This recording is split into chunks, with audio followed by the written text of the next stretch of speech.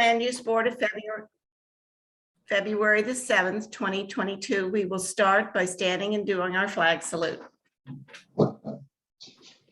I pledge allegiance to the flag of the United States of America and to the republic for which it stands, one nation, under God, indivisible, with liberty and justice for all.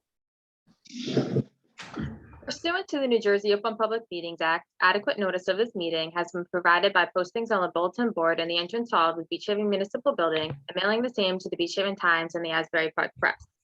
This meeting is a judicial proceeding. Any questions or comments must be limited to issues that are relevant to what the board may legally consider in reaching a decision for each individual application.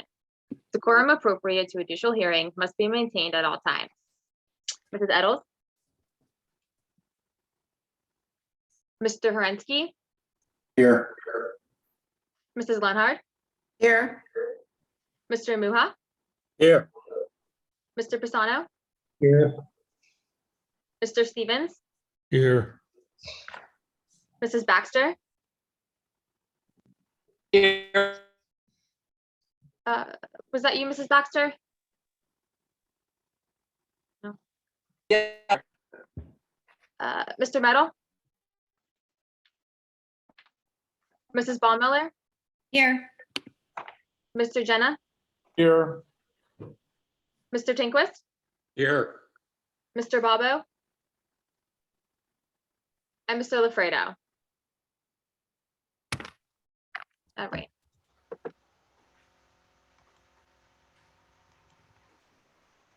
okay.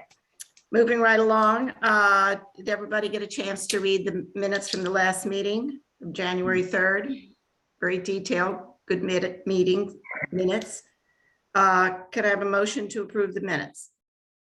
Motion to approve. Second, Second, Scott. All in favor? aye. Aye. Any opposed? Minutes approved. Next item on the agenda is the approval of the bills. I hope you had a chance to go through the bills. And can I have a motion to approve the bills? I make a motion to approve, Ken. Second, Second, Jamie. Mr. Horensky? Yes. Mrs. Lenhard? yes, Mr. Muha? Yes. Mr. Pisano? Yes. Mr. Stevens? Yes. Mrs. Baumiller? Yes. Mr. Jenna? Yes. Mr. Tinquist? Yes. And Mr. Lafredo? Yes. Bills approved. I'm so afraid I was here. Okay. Is here. And I'm here too. Oh, yeah. Who said Well, I'm here too? Nicole, I'm cutting in and out, but I think I got the Wi-Fi. Yeah, fixed. okay. We got you, Nicole. Thank you. Thank you, sorry. No problem. The next is escrow request, 16 Northwest Avenue, 529 Dock Road, Block 144, Lot 5. The escrow return is $961.57. And then we have an escrow for 505 Dock Road, Block 144-2, for the amount of $303.73. Can I have a motion to approve these? I make a motion to approve, Ken. Second, Second, Jamie. Hey, Mr. Horensky? Yes. Mrs. Lenhard? yes, Mr. Muha? Yes. Mr. Pisano? Yes. Mr. Stevens? Yes. Mrs. Baxter? Yes, Mrs. Baumiller? Yes. Mr. Jenna? Yes. Mr. Tinquist? Yes. And Mr. Lafredo? Yes. Okay, escrow returns approved. good. The next thing on the agenda are the old business. We have resolution 2021-23, DMM Associates, 300 Taylor Avenue, Block 186 and 188.02, Lot 1 and 1.01. Did everybody get a chance? That's a long resolution, a lot going on in that property over the years. I hope you had a chance to read it. Can I have a motion to approve? I make a motion to approve, Ken. Second, Second, Jamie. All right, Mrs. Baxter? Yes, yes, Mrs. Ball Miller, Yes. Mr. Stevens, Yes. uh, Mr. Herenski, Yes. Mrs. Leonhard, Yes. Mr. Jenna, Yes. Mr. Tinquist, Yes. and Mr. LaFredo. Yes. All right, resolution approved. Good. All right, moving right along, our first application this evening is 2021-21, 325 Jeffries Avenue, Block 40, Lot 17. This application, did somebody want to say? Yeah, Bonnie, just a matter of procedure. Nicole should be sworn in. It's retroactive, but I should swear her in real quickly just to get that out of the way. Nicole, sorry about that. I don't see you now. I'm She's there. there. Up there She's you are. here. Okay. Let me just take a minute and swear you in real Sure. quickly. I state your name, I, Nicole Baxter, do solemnly swear or affirm do solemnly swear or affirm that I will support the Constitution that I will support the Constitution of the United States of the United States and the Constitution and the Constitution of the State of New Jersey, of the State of New Jersey. that I will bear true faith I'll bear true faith and allegiance to the same, and allegiance to the same, to the governments established to the governments established in the United States in the United States and in this state, and in this state, under the authority of the people, under the authority of the people, and that I will faithfully, and that I will faithfully, impartially, impartially, and justly perform and justly perform all the duties all the duties of the office of Land Use Board Member for the Borough of Beach Haven, of the office of the Land Use Board Member for the Borough of Beach Haven, according to the best of my ability. according to the best of my ability. So help me God is optional. Excuse me? So help me God if you want to say it. So help me God. Thank you. Okay. That it? Okay, that's it. That's it, Bonnie. Thank you. Sorry. Okay. This application 2021-21, which is 325 Jeffries. This application was carried from last month's meeting on January the 3rd, 2022. The applicants came before the Land Use Board in 2020. Bulk variances were granted for front yard setback and building coverage. The proposed addition consisted of enclosing a portion of the home at the existing deck on the easterly section of the house and increasing the size of the remaining westerly deck by 2 feet and traversing the entire width of the house with first and second story decks. The proposed 2-story addition was intended to provide the applicant with adequate space to install an elevator shaft. Additional decking was also proposed on the first and second story. Resolution 2020-02 further indicated that the floor area ratio would not exceed 50%. When submitting the plans for building permits, it came to light that the existing floor area ratio is 56%, and with the addition, the proposed floor area ratio is 61.9%. The applicant is now seeking variance for floor area ratio. Is Jim representing them? Who's? Yes, good evening, James Raven on behalf of the applicant Bernard Williams. Mr. Raven, I'll just interject here for a minute. Sure. This is a carryover from last month. It's a use variance. So Nicole and Jamie, you guys, again, can't participate. There's 7 members eligible. We don't have Tommy Metal tonight, but Ken Muha did listen to the tape. So Mr. Raven, if you're comfortable with that, we do have our alternates here. If needed, they can participate, but the first 7 people can vote. And we marked the exhibits previously. They're still in existence. And just as a procedural matter, I'm going to mark Frank's letter. There's Board Exhibit B2, his updated letter, February 2nd. And DW Smith zoning analysis, Mr. Raven provided us, will be A6. And the revised architectural plans dated June 4th, 2020 will be A7. Okay. So just Thank you. Thank you.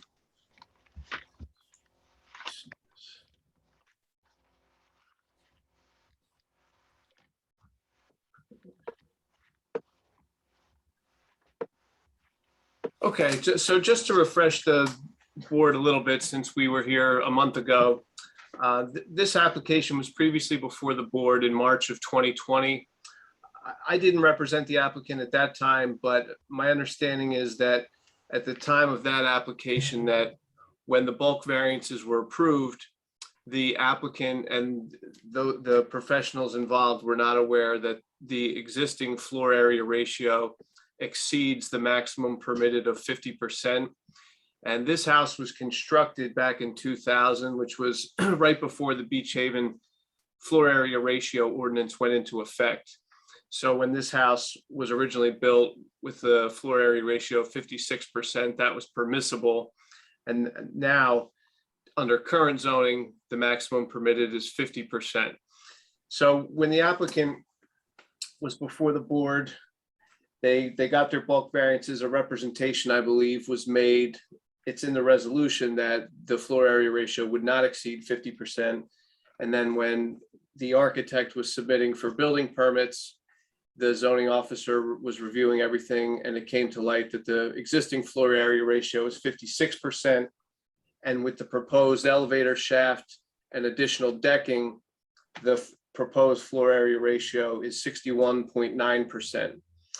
So the whole purpose of the application and the proposed development has not changed from the application that was submitted in March of 2020. So the applicant is looking to build the same project. It's just now that they're seeking this additional relief for the floor area ratio. And what they're trying to do is just put an elevator shaft in from grade to the second story. The applicant, Mr. Williams, has issues walking, where he's basically in a wheelchair. And since the prior application, he's had a chairlift installed on the existing staircases, but he's really just looking to have an elevator shaft. And the additional decking that was provided was also to provide additional maneuverability with the wheelchair. So really, everything that we're asking for is related to being able to utilize a wheelchair and access to the elevator shaft.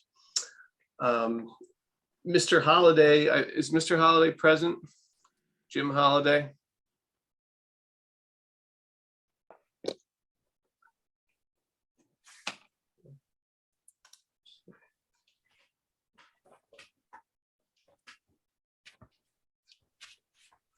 Lauren, do you see a Jim Holiday? I do not see him on. I see No. just a Jim. I don't know if that's him, but I guess I'll. Can you text him or call him, because his audio's off? Yeah.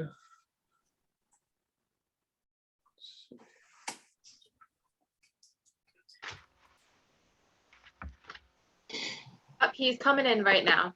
Oh, okay. Yeah, I see Jim Holiday.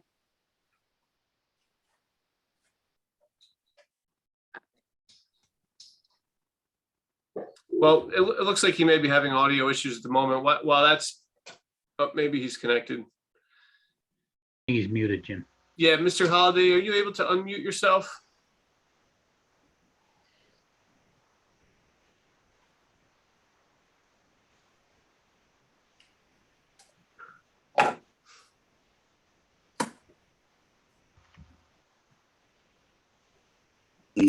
Okay, can you hear me? Yes. Yes. Let me do this.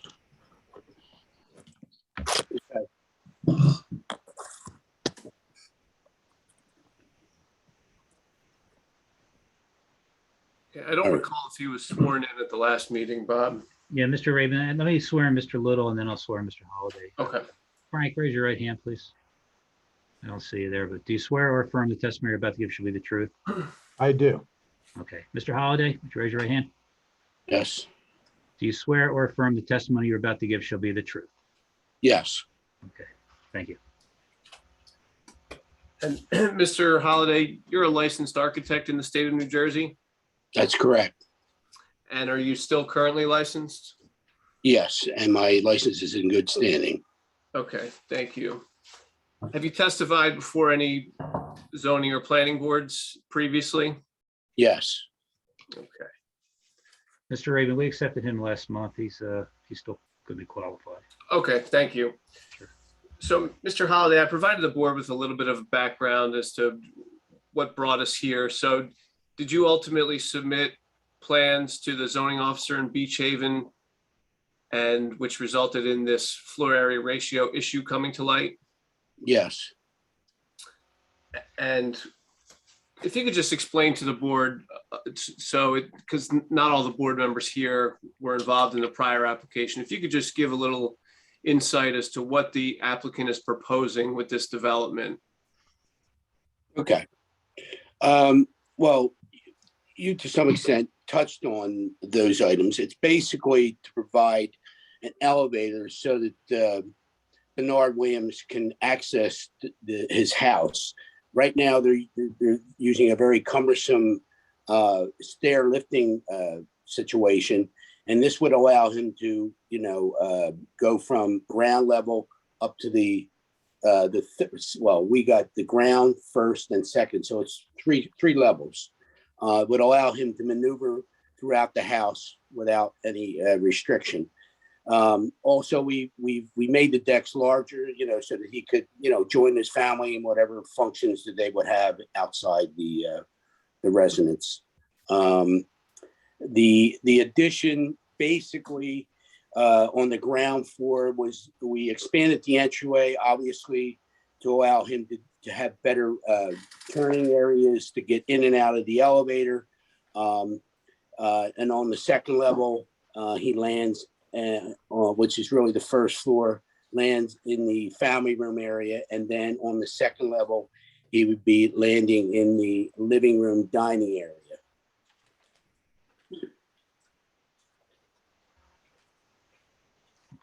That's a schematic. Yeah,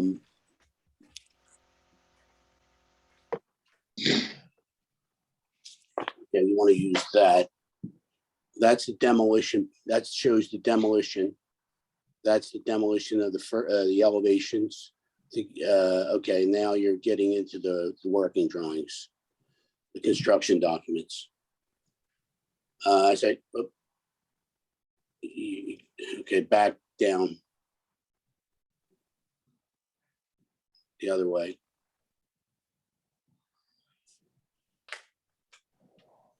Yeah, I think we need to go back, Lauren. I'm sorry. That's okay. Look.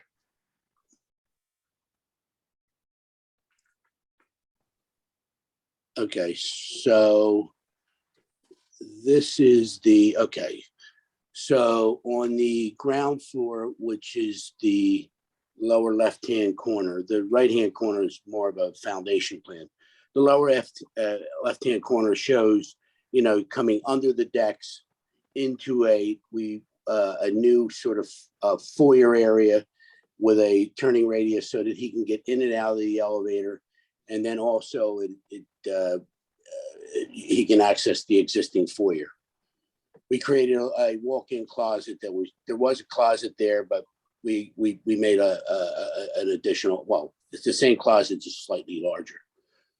On the second level, which would be the first floor, this is ground level. Scroll, yes, that way. Okay, yeah, here. Again, the elevator dumps out onto the existing family room area. And also there's a door to the right of the elevator that he can access and come out onto the new proposed deck. The plan to the right is the third level, and that he has access to the living room and dining room area.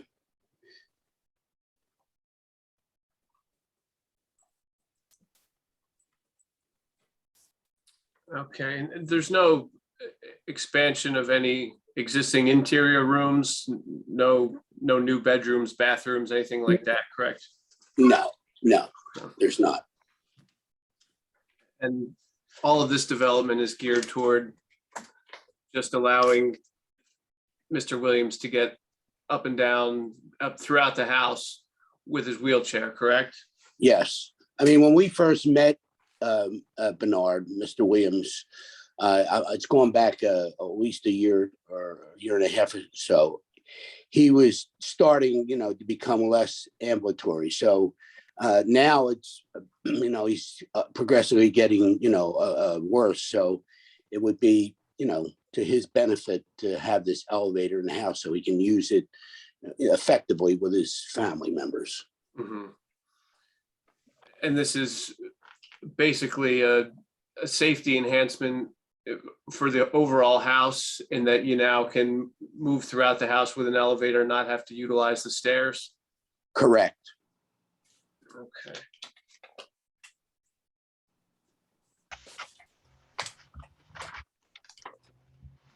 Are there any questions for Mr. Holliday regarding the architectural drawings?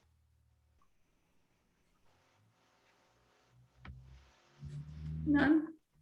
Jim, this is Jerry Jenna.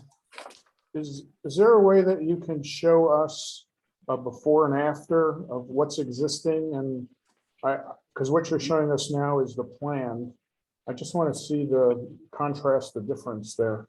Yeah, if you can bring up the drawings, there's a demolition plan that would basically show you what the existing layout is. And if you can go back to the drawings, it would be sheet D1 demolition plans. You want me to go to this? No, that's the presentation. No, that would be the, keep going. Yeah, keep going down. Yes. It would, there you go. Well, that would be the elevation. Keep going. One more. There you go. Stop there. Go up a little bit. No. Up the other way. No, I'm sorry. That's okay. There. Okay.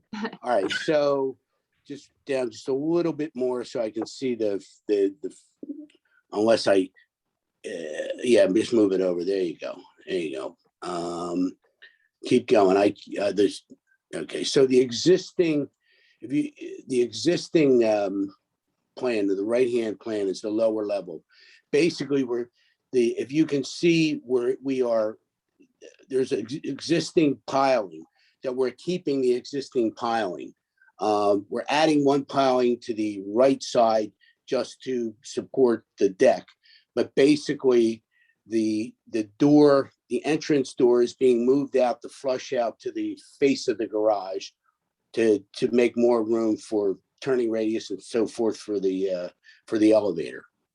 That's the first level. The second level, which is the first floor demolition plan, shows the deck. We essentially are pushing out the front part of that deck 2 feet and then coming across the front and then going back. The elevator would be again in the, I gotta look at the floor plan.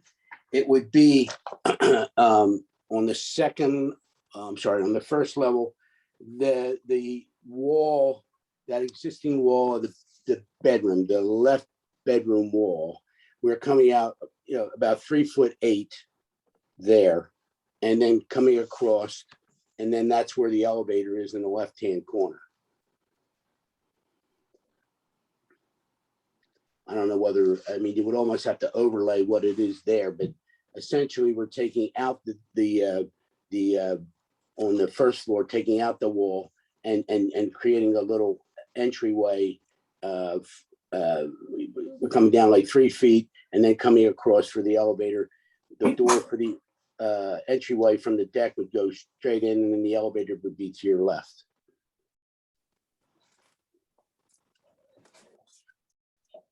And then on the third level, which would be the second floor demolition plan, we're pretty much removing the whole deck. It was a very small deck on the upper level. We're basically reconfiguring it so the deck of the first level and the second floor are essentially the same. On the second level, however, where the bay is, that outermost corner of the bay would be where the wall is coming across, and that would be the front wall of the elevator, and then going back toward the living area, the existing living area. We had to remove that window and show a smaller window, but essentially where that existing window is just to the south of the fireplace would be where the elevator would be dumping into the existing living room.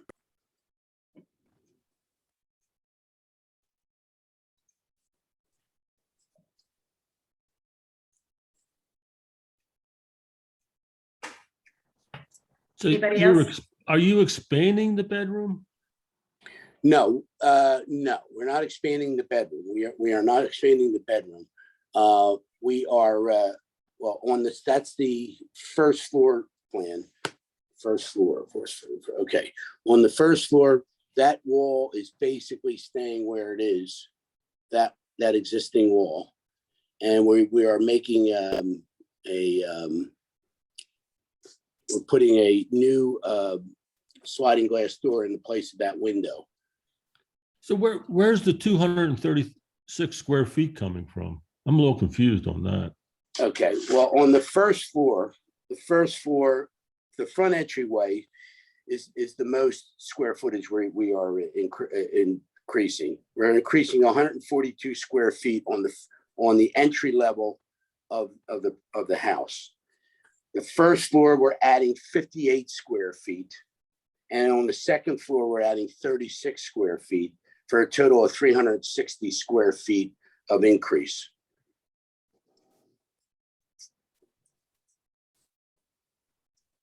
Well, that's different than what Frank is reporting. Frank says you're going from 2242 and you're 476 square feet over, which really means you're adding 236, but you just gave me another number. No. If you add those three numbers, at 142, 58, and 36, it comes to 236. If you add that to the original house square footage, you come up to 2,476 square feet. Okay, the 142 is on the ground floor. Is that heated? Well, heating it increases the entryway. We flushed out the wall. It increases the entryway, so the elevator essentially is being pushed out. The wall, I mean, the only way you can enter the elevator, you would have to move the front wall door back so that you can enter in to the left of the elevator. So yes, it is needed for turning radiuses and so forth for the elevator. I believe he asked if it was heated, Mr. Oh, is that I'm sorry. living space? I apologize. I thought you said is it needed. It is heated. Okay. Which is why it's counting. And then we originally granted a variance allowing you to go to 13 feet versus the 15. Where is that 2 feet that you're increasing? We never received architectural plans before. It was kind of more of a verbiage thing. And so I'm a little confused on why you need that variance for the front yard. Well, Jim, this is Frank Little. That variance was previously granted under the prior application, and so was the lot coverage, building coverage of 37.1%. So everything we're talking about now is within the footprint of the building based on a 37.1% variance that was granted for the exterior footprint. I understand that, but Right. we granted those variants based on the belief that this house was under 2,000 square feet. Correct. Which is not. So Right. that's kind of in my mind, Mhm. a defect in us granting those variances. We weren't presented the correct facts. Okay. So my question really is, why do we need that extra 2 feet? Where's that coming in? I don't see that on these plans. That's the question I was asking. For the setback, are we talking about the 2 Yeah. foot? We cantilever the deck on the upper floor. I believe that's what the 2 feet is. Jim, you can correct me if I'm wrong. Yes, that's my understanding. Why do we need that? Well, basically to make the deck more usable in terms of, putting, furniture up there, table, that sort of thing, and moving, moving around on the deck. What is the size of the proposed deck? The deck from the face of the building is 10'4" from the face of the building, 10'4". That's from the, well, wait a minute, let's go down from the front of the garage to the cantilever deck, let's say. It's 10'4" plus 3'8". So it would be, 14 feet. So why do we need 14 Not feet? necessary for the elevator or the access to the elevator? Yes, well, the pilings, where the pilings are, those didn't move. We added one in the right-hand corner. The only thing we did was we cantilevered the deck 2 feet on the second level. We didn't increase anything down below. We just cantilevered the deck on the second level to give them more room so that we could maneuver a little bit better on the second or the second level, first floor level or floor plan, second level. So at grade level, there's still a 15-foot setback, right? I believe. It's the upper Is that correct? floors that have the 2-foot overhang. Is that correct, Mr. Holliday? Say that again. I said at the. Yes, at the that's lower- correct. At the lower correct. level, there's a 15-foot setback. It's just the upper 2 floors have the cantilever deck That's correct. that That goes is 2 correct. feet, Yes. right? And does the proposed elevator eat into the existing deck a little bit? Is that what happened? Yes, it does protrude into the deck. Okay, so that was the reason for the deck expansion, to basically accommodate, to make up for the space that was being lost as a result of the elevator? Correct. Okay. But is it necessary to function with the elevator, or is it just adding more decking space? Well, no, the elevator, is independent of the deck, obviously. The deck would not inhibit the functionality of the elevator. Whether or not it's just giving more space to the upper floors for just more functionality in terms of, furniture layout there and usage.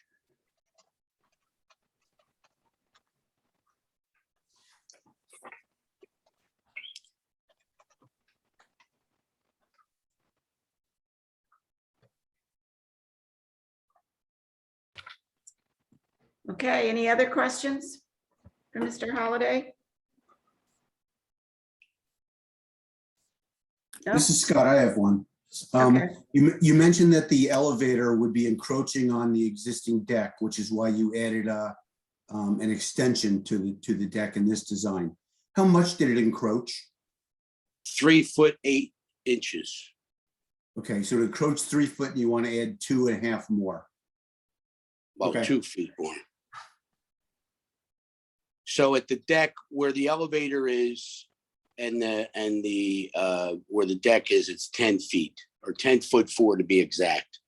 Total of 14 feet from the original face of the building out 14 feet. That includes the 2-foot cantilever.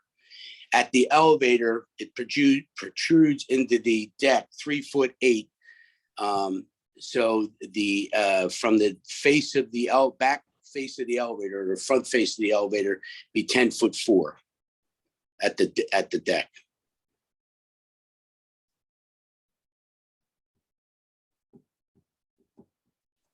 Hey, Jim, this is Ken. I have a question for you. I remember this project. So when I'm reading Frank's letter, the difference is the 236 feet, because originally it really was 224 square foot, but we were told it wasn't. So in actuality, we're dealing with 236 square feet that we weren't aware of. Is that accurate? Is that which Jim, the attorney or Jim Holliday? The attorney. Oh, I'm sorry, Mr. Holliday. I was That's okay. Mr. Rabin. Well, I think The board was always aware that there was 236 square feet. What the board wasn't aware of is that what the board thought originally was that with the additional 236 square feet, that the floor area ratio would still be less than 50%. Correct. I think because this house had been built, this house, the plan of this change, the house has not changed since it was originally built. So I think what happened was everybody was under the impression that it conformed to the floor area ratio, not realizing that it was built before that ordinance went into effect. So this is the house that was originally built. At the time, it was not subject to a floor area ratio ordinance. So it was originally at 56%. So by putting this elevator in, we're over. That's essentially what it comes down to, right? So that's what I'm saying. So what we were unaware of when we approved this is simply the 236, the additional from the 2240 from the 476. I guess I wasn't present at that hearing, so I don't know exactly how it was presented, but that's the resolution contains a provision that says the floor area ratio with the project will not exceed 50%. Right. So I remember the project. I just don't remember the specific numbers precisely. Mhm.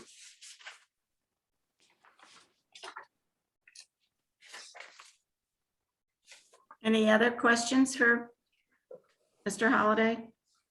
Yeah, I can talk after the public part. I'll be fine. I didn't hear you, Jim. Say that again. No, I have no more questions right now. Okay, okay. Well, if there aren't any more questions from the board, and Mr. Rabin, you don't have any more? I think briefly I'd like to question Bernard Williams. Okay.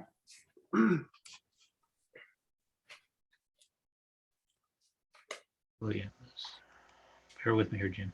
Sure. Okay, It's under Andrew Williams there. I see him. Mr. Williams, would you raise your right hand, please?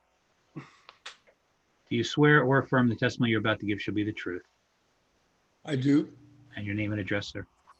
Bernard Williams, 1393 Mallard Drive, Martinsville, New Jersey. Thank you. Mr. Williams, you're the owner of the subject property, is that correct? Correct. And how long have you owned the property? Since 82. Were you the one that originally built this house? Yes. Okay. We And bought a smaller house in that location and then rebuilt. okay. And there's been discussion about your need for the elevator. If you could just briefly state to the board what the issues are with your ambulation. It's my knees. Mm-hmm. They're not functioning. I've had one surgery and I'm still having problems. I just can't walk. And as part of this project too, you requested an expansion of the decks. There were some questions about that. Could you elaborate on that a little bit, the reason for the deck expansion? Well, if I'm using the wheelchair up there, I need some space for turning around the wheelchair and getting from one end to the other. The restrictions on how I can move. Okay, so with the new elevator shaft protruding into the deck, you needed more space because basically when you're on your deck, you're in a wheelchair and you need that to maneuver? Yes. Okay. And since the resolution or since the variance application was approved in March of last year, you've been using a chairlift to get up and down the stairs? Yes, the only way. Okay. And your intention is to have this elevator shaft so that you'll no longer have to utilize the chairlift, so you can just easily get throughout the house? Right, and I could get my wheelchair up and down easily. Right. Do you use the wheelchair regularly throughout the house? Is that basically the only way you get around? That and the walker divided as far how far I have to go. Sure. Okay. Are there any questions for Mr. Williams? Gary, do you have one? I think he was scratching his head. He's raising his hand. No, I wasn't. No. Are there any other questions for Mr. Williams? Okay, Okay, thank you. I don't have any further witnesses. okay. Could I have a motion to open this to the public, please? And I make a motion to open it to the public. Can I have a second? Second from Jerry.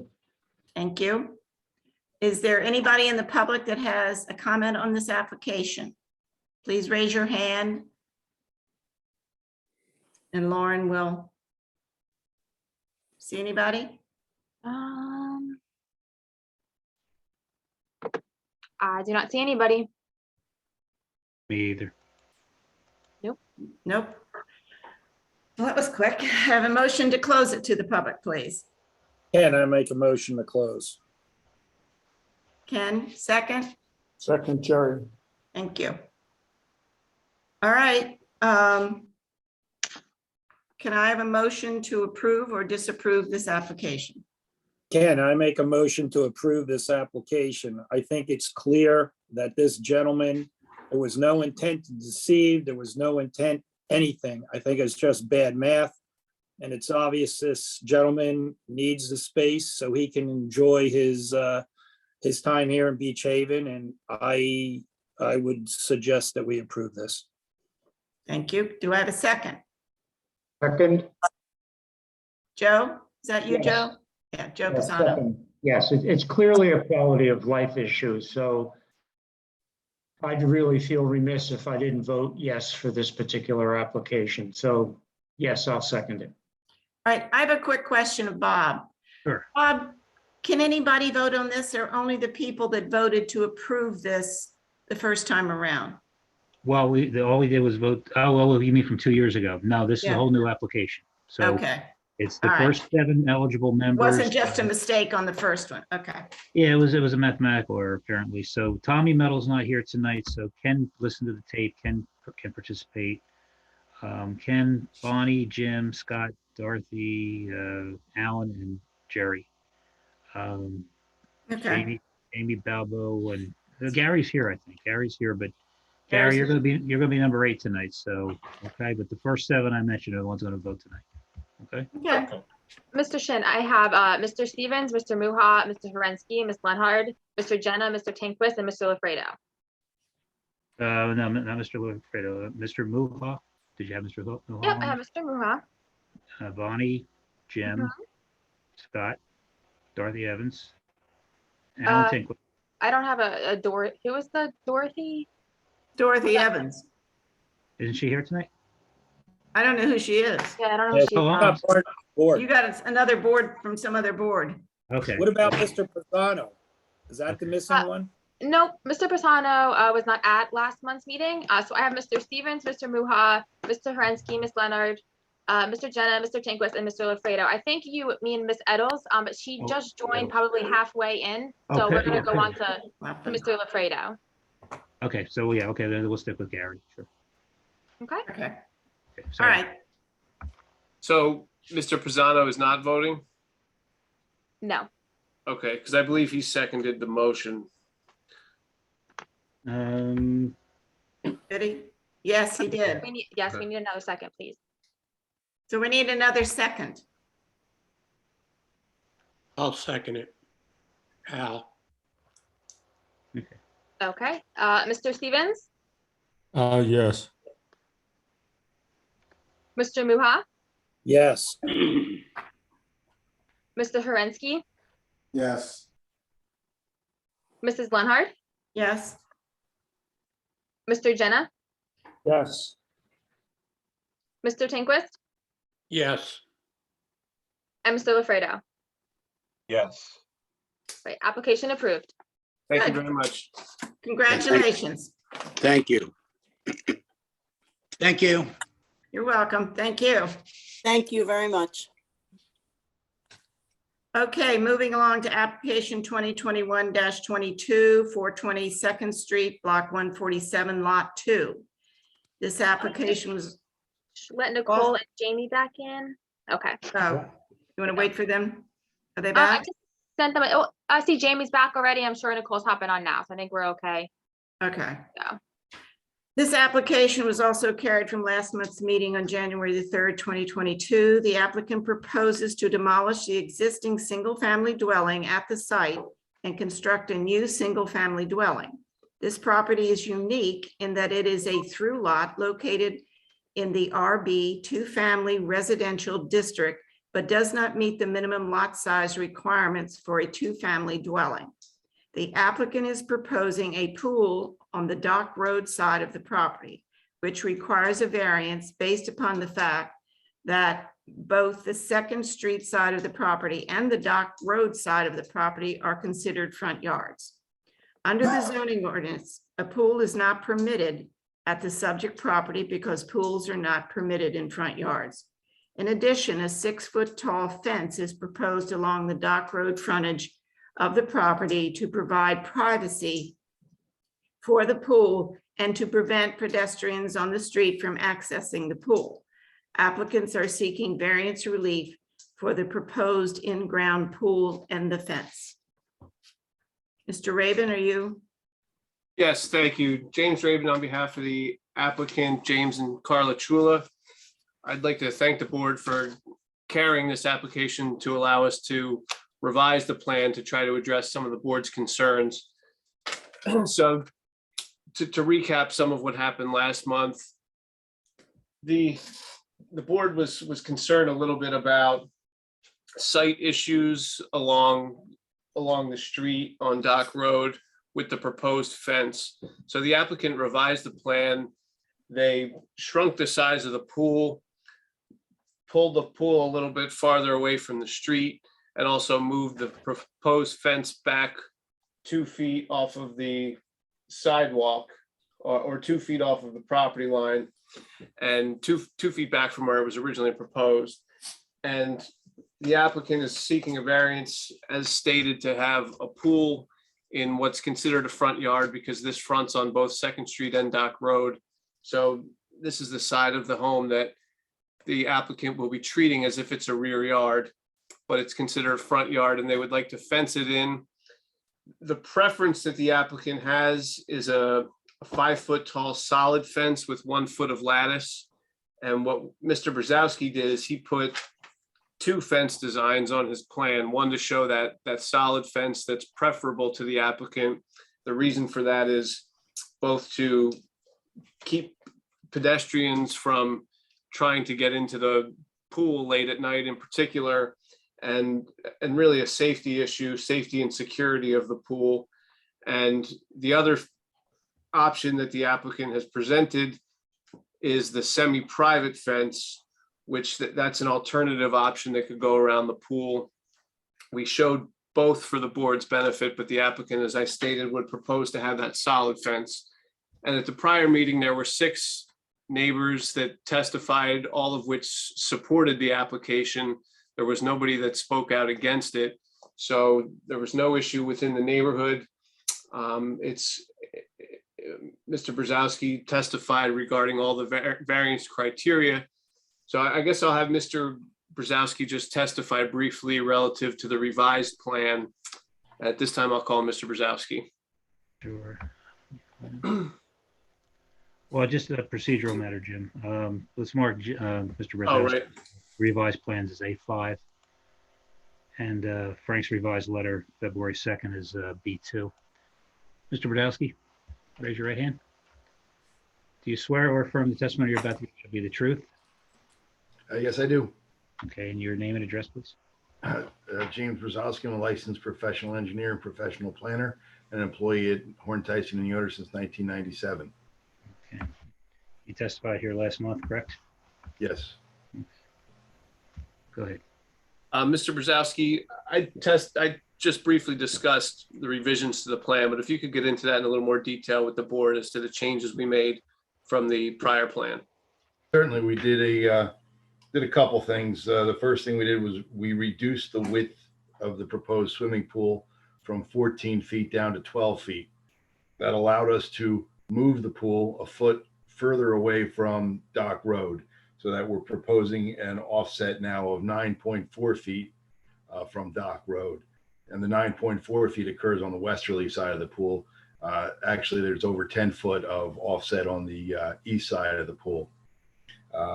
We also relocated the proposed fence to 2 feet off of the proposed sidewalk.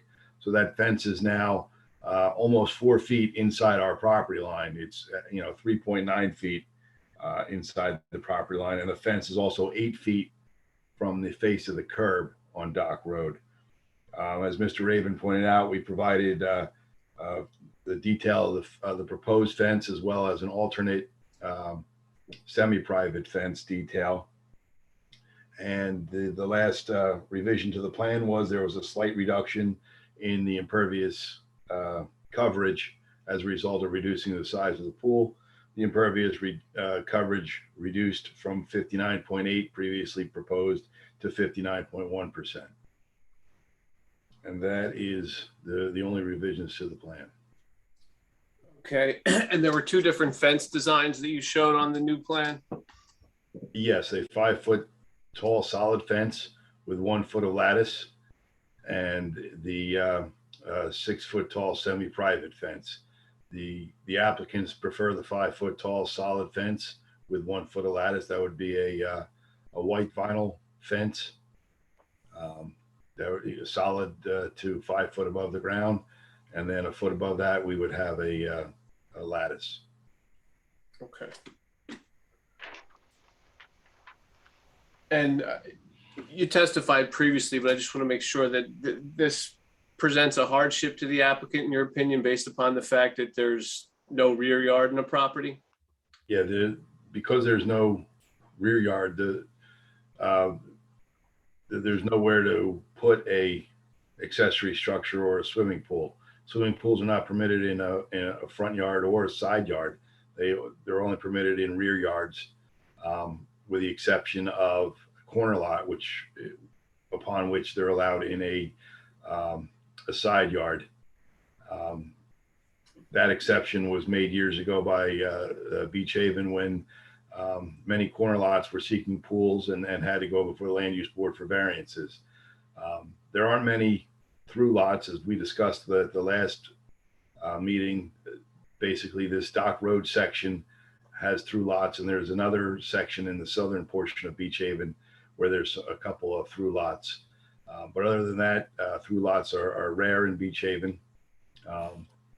And because there's no rear yard on this property, it becomes a hardship that these folks can't enjoy a pool where every other lot in Beach Haven can.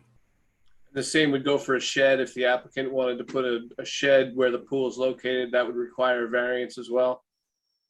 Yes. And previously, we discussed the fact that there's a lot of duplexes on this block, and this is the RB 2-family district, right?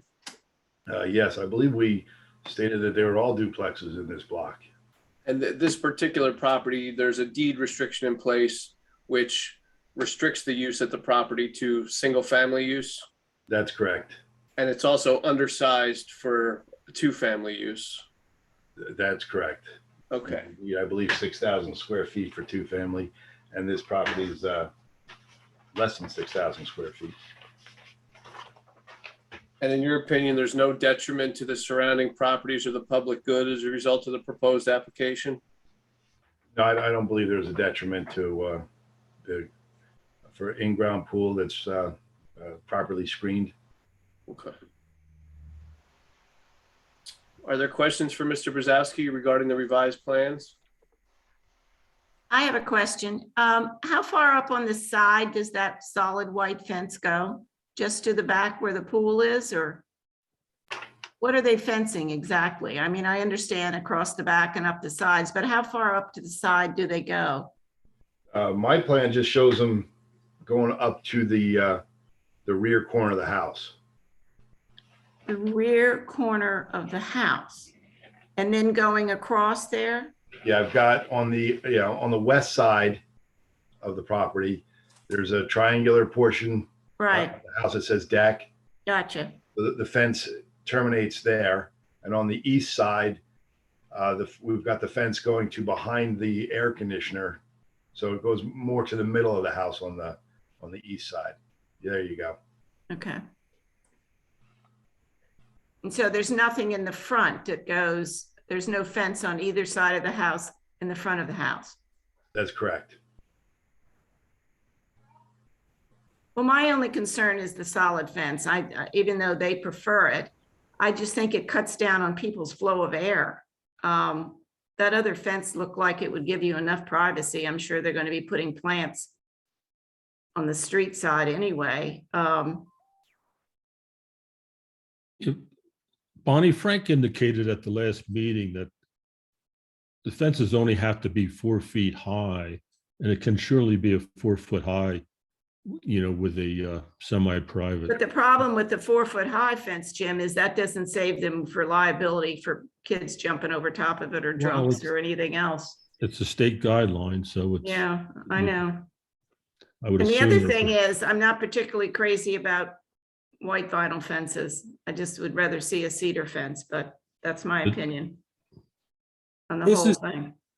This is Ken. I know that property. I've walked by it and I knew it prior to last month's meeting.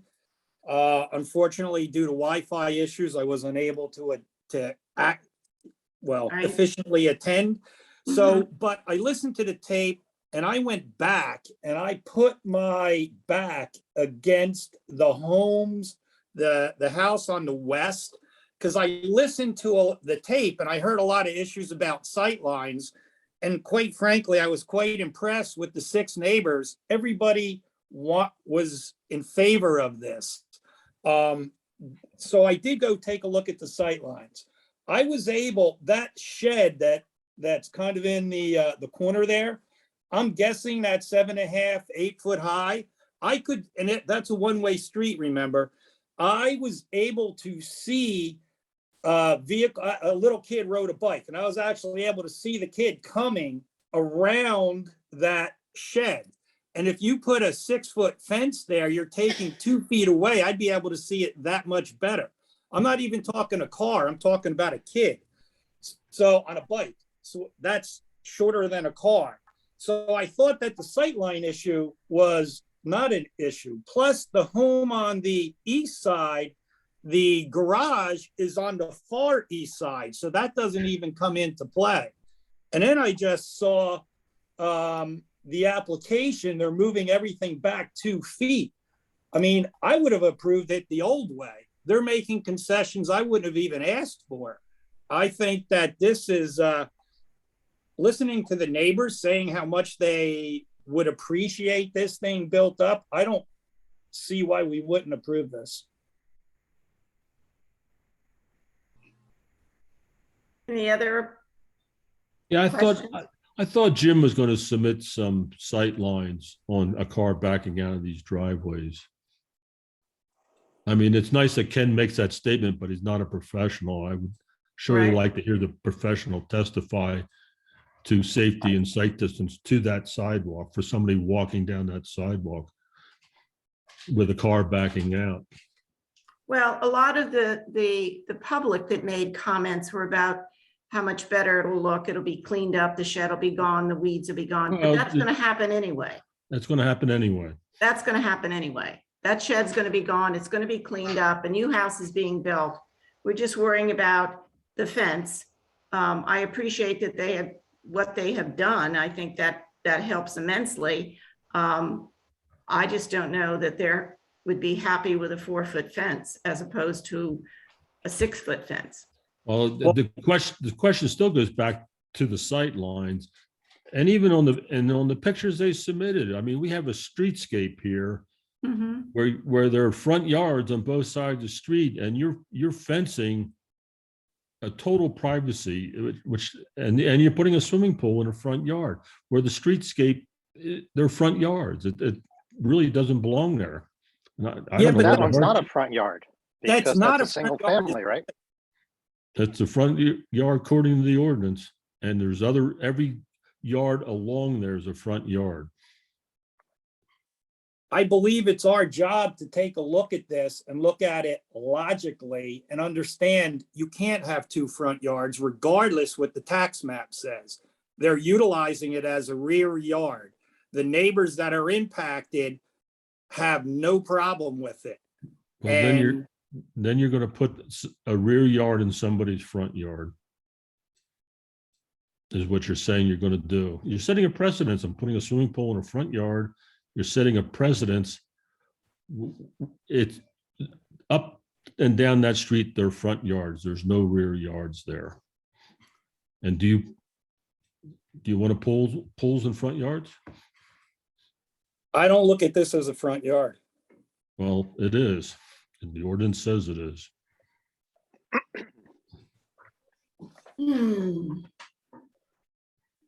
Any other comments from the board?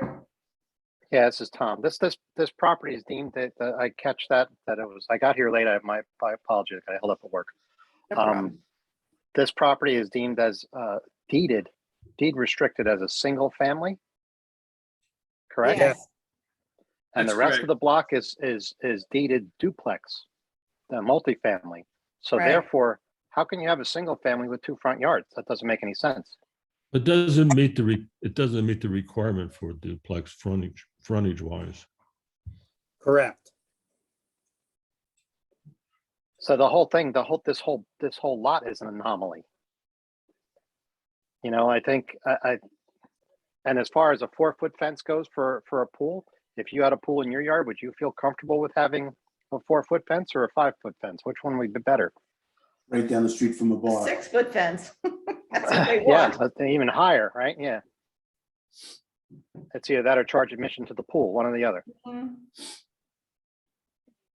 And as far as the sight lines go, you know, that block, you're not pulling out of any of those driveways at any kind of rate of speed because Well, that's I'd such like a to hear tight block. Yeah, I'd like to hear the professional make a statement on the sight lines. Fair enough. I mean, Yeah. I Jim, understand Yeah. what you're saying, Jim, but you don't have to be a professional to stick your back against the house and take a look. That's common sense. You can see that. Some of the issues that were brought up don't bear Well, weight. you explained to me how a 6-foot solid fence, 2 feet back from or whatever it is, 4 feet back from the sidewalk. And when you're backing out, you're going to see somebody coming down the sidewalk, some kid on a bicycle. Well, I could tell you my back was against the wall, and with an 8-foot shed, I saw a kid on a bike. It just so happened that when I went there, I saw it. I still like to hear the professional make the statement. yeah, Mr. Stevens, did you have a specific question for Mr. Brzezowski? I like to see some sight triangles and for a car backing out that is clear sight and safe sight distance, both for pedestrians and for automobile traffic. I mean, we're not professionals. I mean, we need the professional to say that. Usually a sight triangle is based, at least the AASHTO sight triangle is based on the speed of oncoming traffic. So, I don't think that our concerns are with cars on Dock Road as much as the pedestrians on the sidewalk. The car backing up out of the driveway of the property to the west is gonna clearly be able to see cars traveling down Dock Road 25 miles an hour before he or she commits to backing onto Dock Road. They're going to back up slowly. I think it would be the pedestrians on the sidewalk that would be our number one concern. And they're not going to be, they're traveling a little slower than 20, 25 miles an hour. So I don't really see an issue with the safety of a car backing out of a driveway that's immediately west of this proposed development.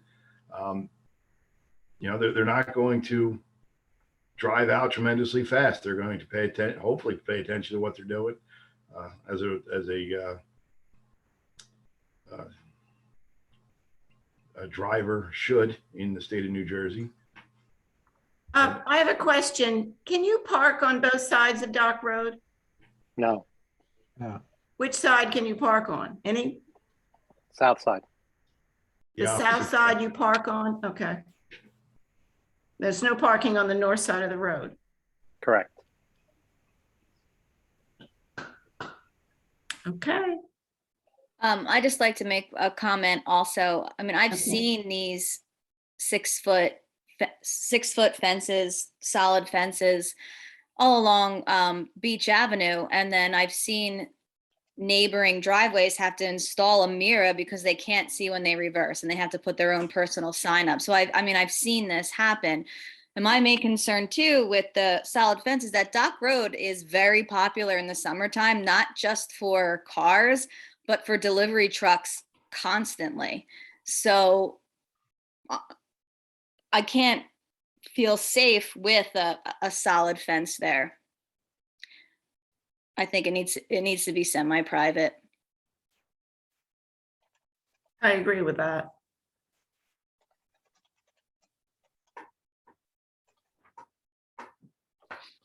Any other comments before I open it to the public again? See if we have any comments. Anybody else? Just from Jerry, I just agree with the semi-private fence. along You the whole thing. disagree or you agree? I agree with the semi-private fence. Thank you. Can I pop in here? Sorry, I was late tonight. Certainly. Had issues.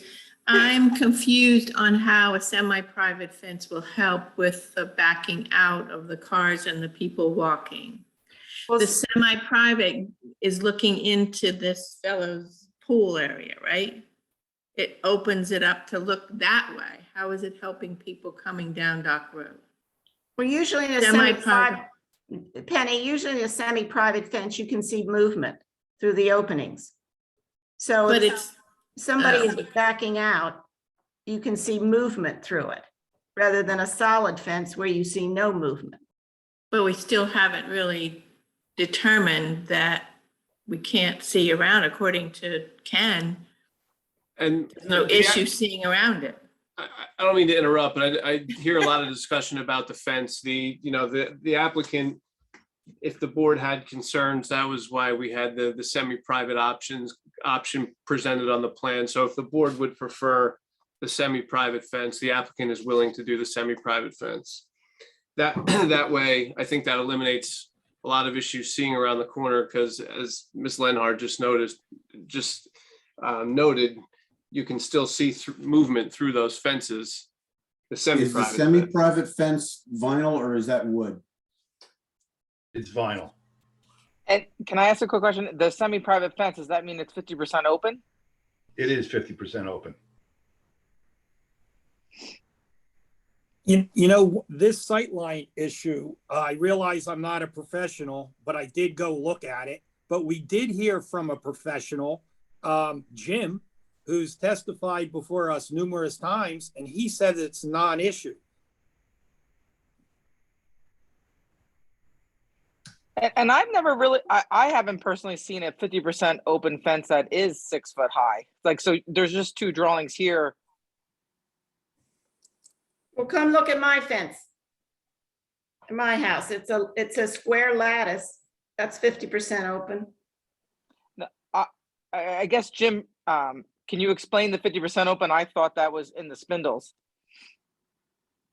Not just solid 5 foot and then the open up at the top. I'm looking at both these sketches. Right. I'm sorry if it's not clear. Oh, okay, I see what, I see The this. semi-private fence has 1.5 inch wide slats that are separated by 1 3/4 inches of space. Right, and that rail going across for support. Yes. The two, yeah, okay. Got it. I'm with you now. Sorry about that.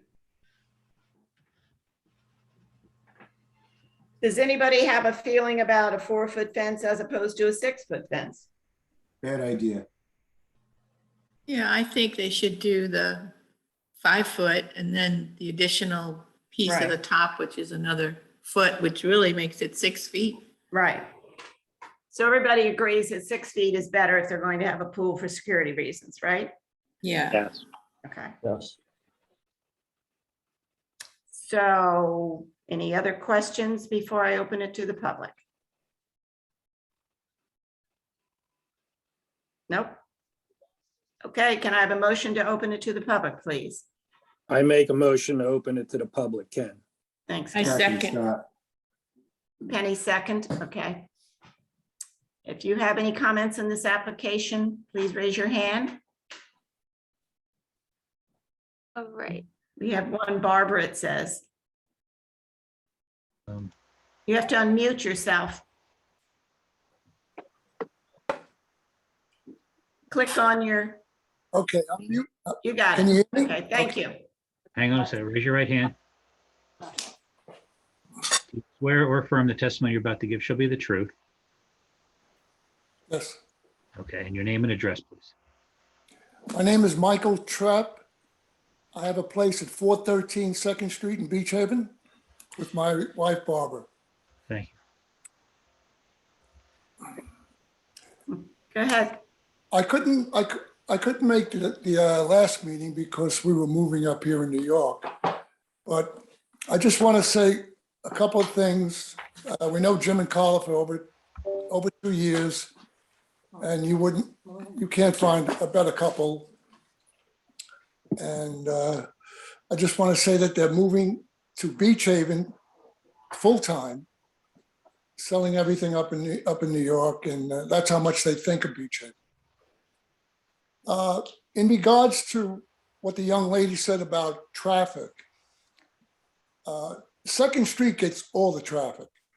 I am so jealous of Dock Street, not getting any traffic.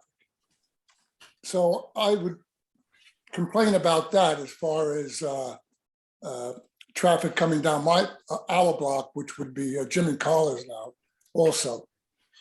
But I just want to state that I hope that you approve their application and that they would do anything to what's the word? Excuse me, is to help the board in whatever they want. So I want to end in that, and thank you for the time. Thank you, sir. All right, I see Patrick here. If you want to state your name and Mr. Shin will swear you in. Hi, my name is Patrick O'Donnell. I live at 432 Dock Road. There you go. Okay, do you swear or affirm the testimony you're about to give shall be the truth? I do. Okay, go ahead.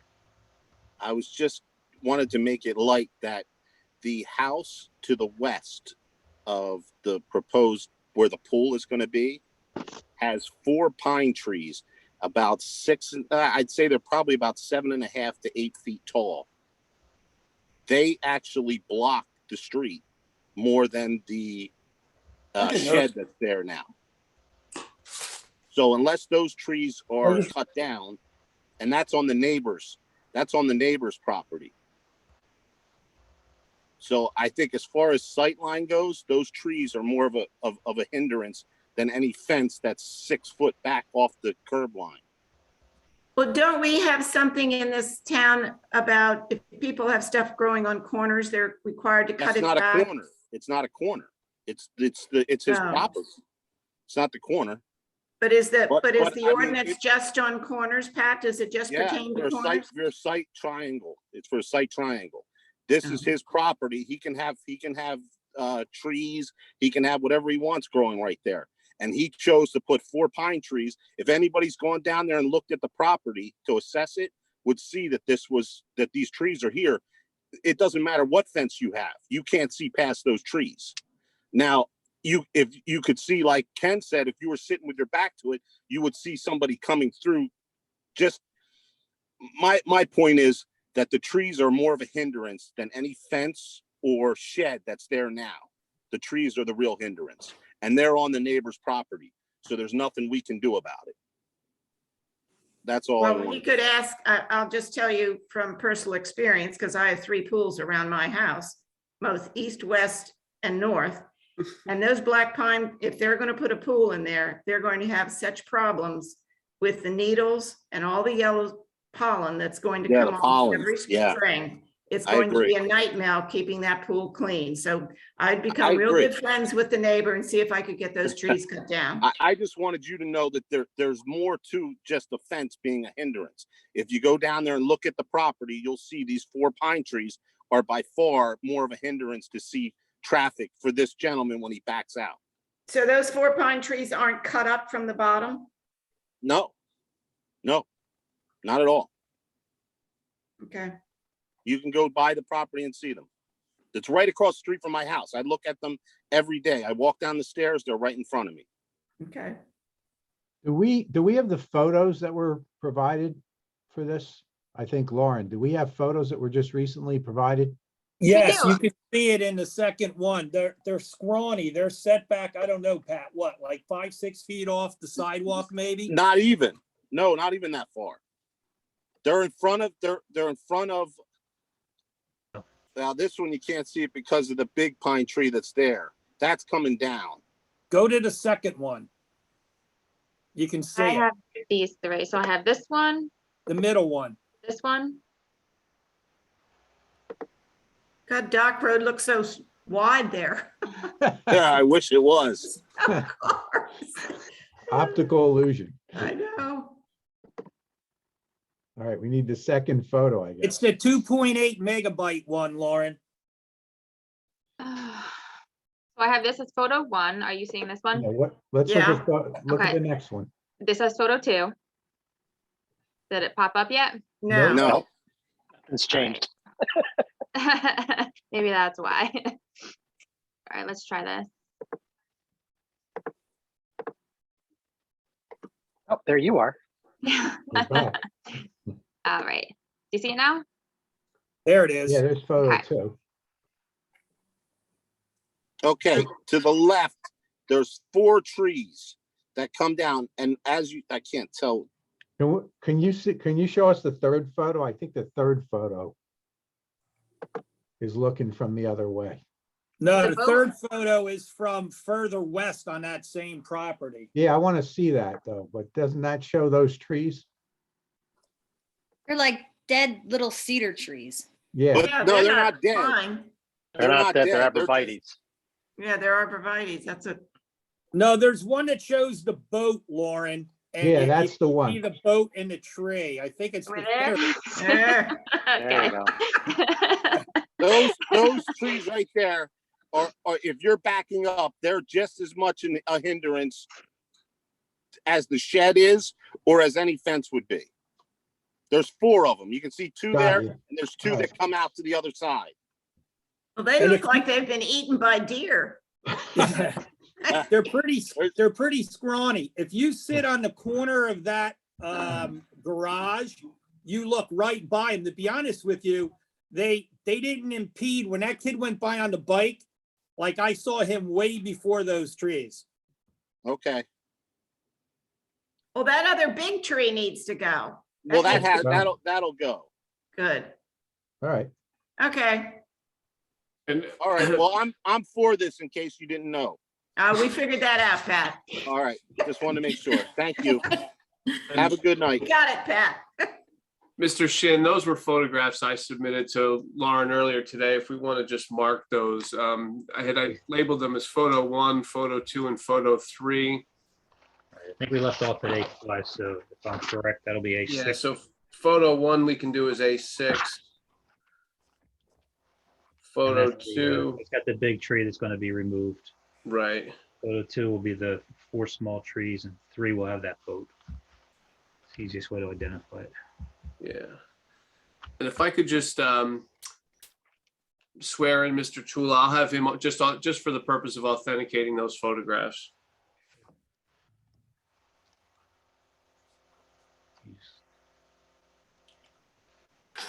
Okay, there we are. Okay, do you swear or affirm the testimony you're about to give shall be the truth? We do. We do. Okay, and your name and address? Jim Chula, 420 Second Street. I'm Carla Chula, 420 Second Street. Thank you. And Jim and Carly, you're the owners of the subject property, correct? Yes, sir. And we just showed 3 separate photos of the property. You were able to see those? Yes, we were. And do those 3 photographs accurately depict the current condition of the site? Yes, they do. Okay, that's all I have. Thank you. Okay, thank you, Jim. Are you good, Bob? Yeah, it's fine. That's fine. Sure. Okay. There are no other comments from the public? Lauren? Let me scroll through real quick. I do not see anybody else. Okay. Can I have a motion to close it to the public, please? I so Motion to moved, close. Jenny. All I'll right, second. all right. Can I have a motion to approve or disapprove this application? I make a motion to approve this application, Ken. Second, Tom. I would like to add with a 50% open fence. I agree. I'll agree. Just to clarify this, is that going to be the one that's shown as the second fence on the map? Yes, Okay. it so- doesn't even necessarily, it just needs to be 50% open. I mean, they might decide on another design later, but Okay, as long as the Maybe fence wood. is 50% open, so 5 feet high with a foot of lattice above it. right? Or they could get a 6-foot high, Open fence. 50% open fence. Okay. Yep. Okay. Bonnie, the other thing I'm concerned about is they really can't be planting anything higher than 30 inches in front of that fence between the sidewalk and the fence, just Yeah, for sight. So let's just make sure we don't get a row of trees in there after the semi-private fence goes up. all right, we'll put that in the resolution. Yep. That no plantings higher than 30 inches, Right. And that's on the sidewalk side, Frank? the sidewalk side. Oh. Yeah, I guess so. I mean, technically, I guess you could plant them on the inside and block the semi-private fence. So what's the board? I don't know what the board's pleasure is. Is it that you want to be able to see through the fence all the way back to the edge of the pool patio? Because if Mhm. that's the case, you can't plant any trees on the inside of the fence either. Higher than 30 inches. Well, why would you want to not allow them privacy in their backyard? Well, I don't know. I Their mean, back why are front we yard. having, I mean, what's the point in having a semi-private fence? Well, it's We're gonna better for fill- airflow. You can see through it. And Okay, like so you- Jamie said, people yeah. come down and have to Right. put a mirror on the corner to back walking. out. So you're not We've really had- concerned then if they put plants inside the yard, that's all. Yeah, So I you- don't care what they do inside Okay. the yard. Okay, no problem. Well, then I'm just not on the gonna tell them what outside, they can do in their Just on- yard. just on the outside, then nothing higher than 30 inches. All right, That's I just between- want the board to be cognizant of the fact that the professional testified that there are no issues with sight lines, and that includes people walking, seeing them come through the space, but okay. just be aware.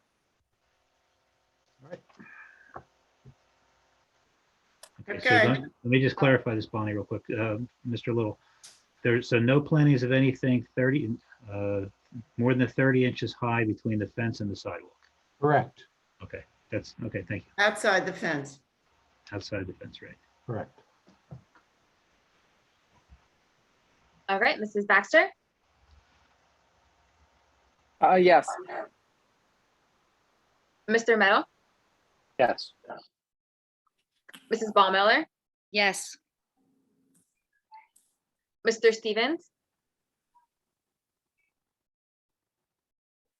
Jim, Mr. Stevens, I think he's Frozen. frozen. I think he's frozen. It's really cold in Utah. Yeah, it doesn't look great. Jim, But it's- unmute yourself. Jim, it's a dry unmute cold. yourself. You're muted. I got knocked off. Oh, I'm sorry. I'll vote no. I still have an issue with the streetscape and the pool, the idea of pools in front yards, even though we're saying that it's not a front yard. As long, when you go down that street, there's going to be a pool in the front yard of all those front yards. So I'll vote no. Mrs. Eddles, Yes. Mr. Muha, Yes. Mr. Horinsky, Yes. Mrs. Lenhard, yes. and Mr. Jenna. Yes, Application approved.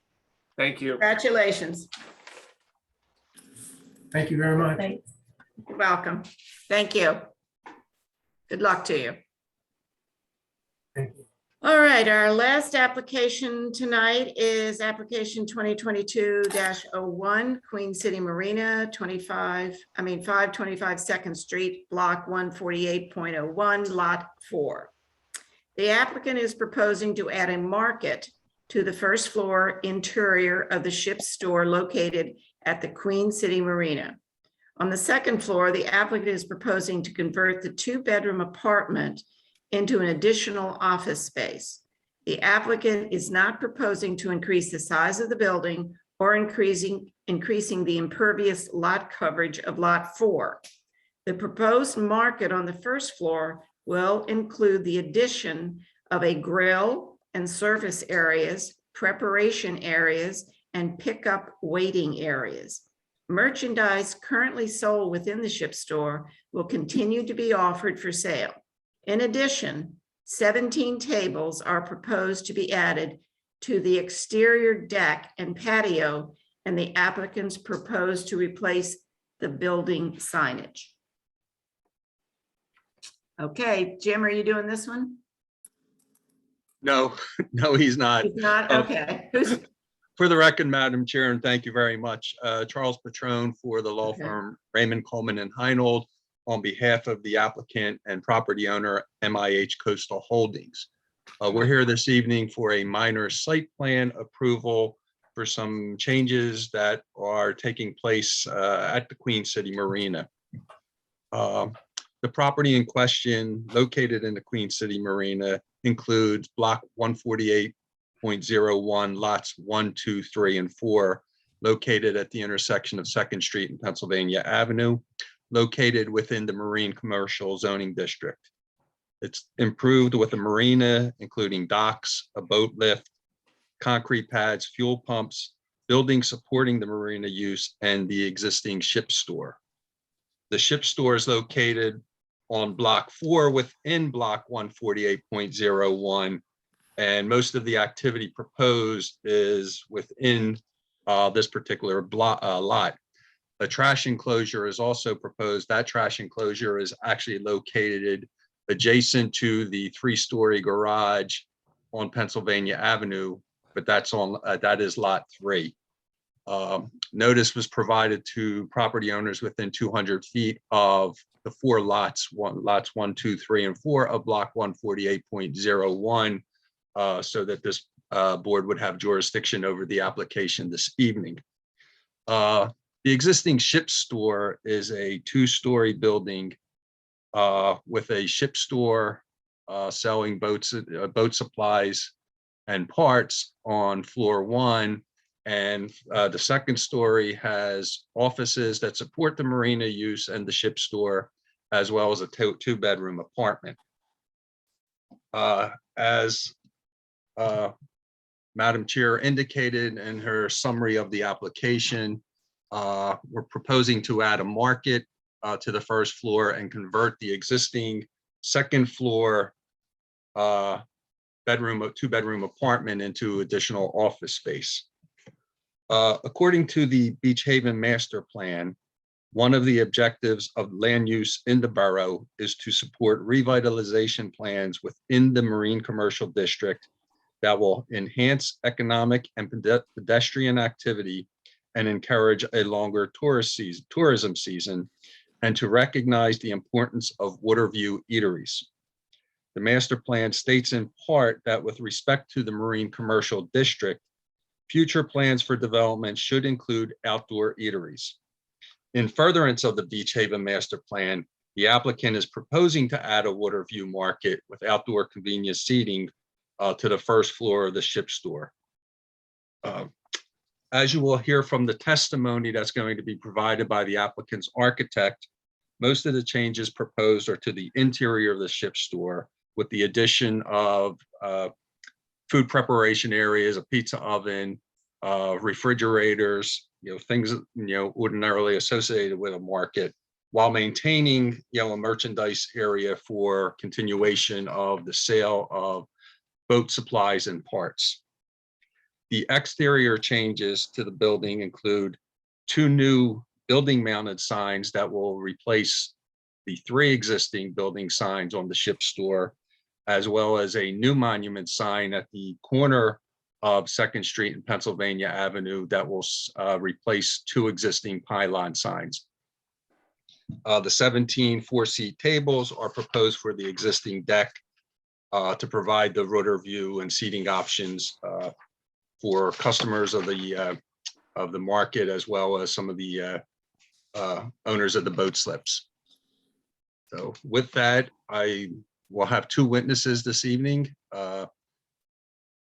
Mr. Shin, would you like to swear them in at the same time? And then or one at a time? I'll do them one at a time. Let me just, if you Okay. don't mind, I'd like to pre-mark the exhibits, so we're No all on the problem. same page. So if you don't mind, bear with me here. Your application is January 7th, 2022. We'll mark that as A1. A2 will be the site survey prepared by GK&A Associates.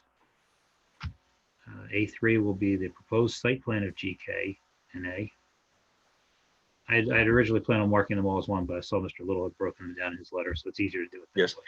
no problem. A4 Sure. A4 will be the architectural plans, and that's going to be 4 pages, prepared by the same company, GK&A. A5, your notices, and they're perfect. And Mr. Little's letter will be B1. You want to Thank you, call Graham. your witnesses? Do you want me to swear both at the same both? You can, and they'll identify themselves for the record when they're called. Sure. Call your first. Gary, oh, snuck in down there at the bottom. Gary Cleach, our architect, and Angela Marcus for the managing member of the applicant. Okay, let me swear Gary in first. Okay. I don't see him, but He's down at the bottom there. okay. Do you swear or affirm the testimony you're about to give should be the truth? I do. Okay, and your name and address, please. Gary Cleach, Kliesch, and my office is at 36 Ames Avenue, Rutherford, New Jersey, 07070. Okay. You've never testified before this board before, correct? Correct. Then, Gary, if you can state your qualifications, including education, professional experience, and professional licenses. Sure. I graduated from New Jersey Institute of Technology in 1990 with a degree in architecture. My primary license in architecture, which is in good standing, is in New Jersey in 1996, and I'm licensed in 18 other states on the East Coast. I've appeared in front of approximately 100 boards, planning boards, zoning boards, New Jersey, New York, and Pennsylvania as an expert in the field of architecture. Bonnie? Yes, I'll accept him. Thank you, Madam Chair. And Gary, what was your role with respect to this application before the board this evening? I was initially hired to do some planning of the overall site for the marina and some of their plans. And then later on, they focused in on the corner existing store and wanted to add in the restaurant or the food service component. If Lauren, if you can post Exhibit A3, which is the proposed site plan, please.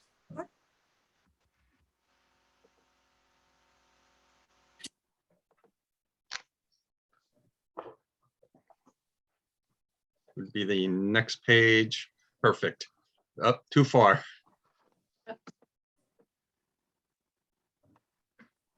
If you can show that, that's it. Perfect.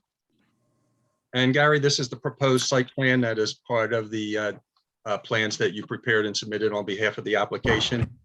That is correct. And that's the ship store. The building that I'm referring to is the ship store, is the existing 2-story building shown in the middle. Yes. Okay. And obviously, with respect to your work in preparing the plans, you had the opportunity to go out to the marina, inspect the property, inspect the various uses.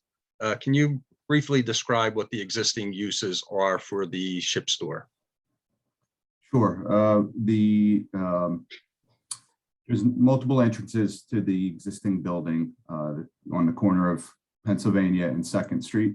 There's this entrance from 2nd Street, and there's entrance from I guess that's the north, which is between the two buildings to get into the first floor. So that would be the existing ship store selling all types of boating needs.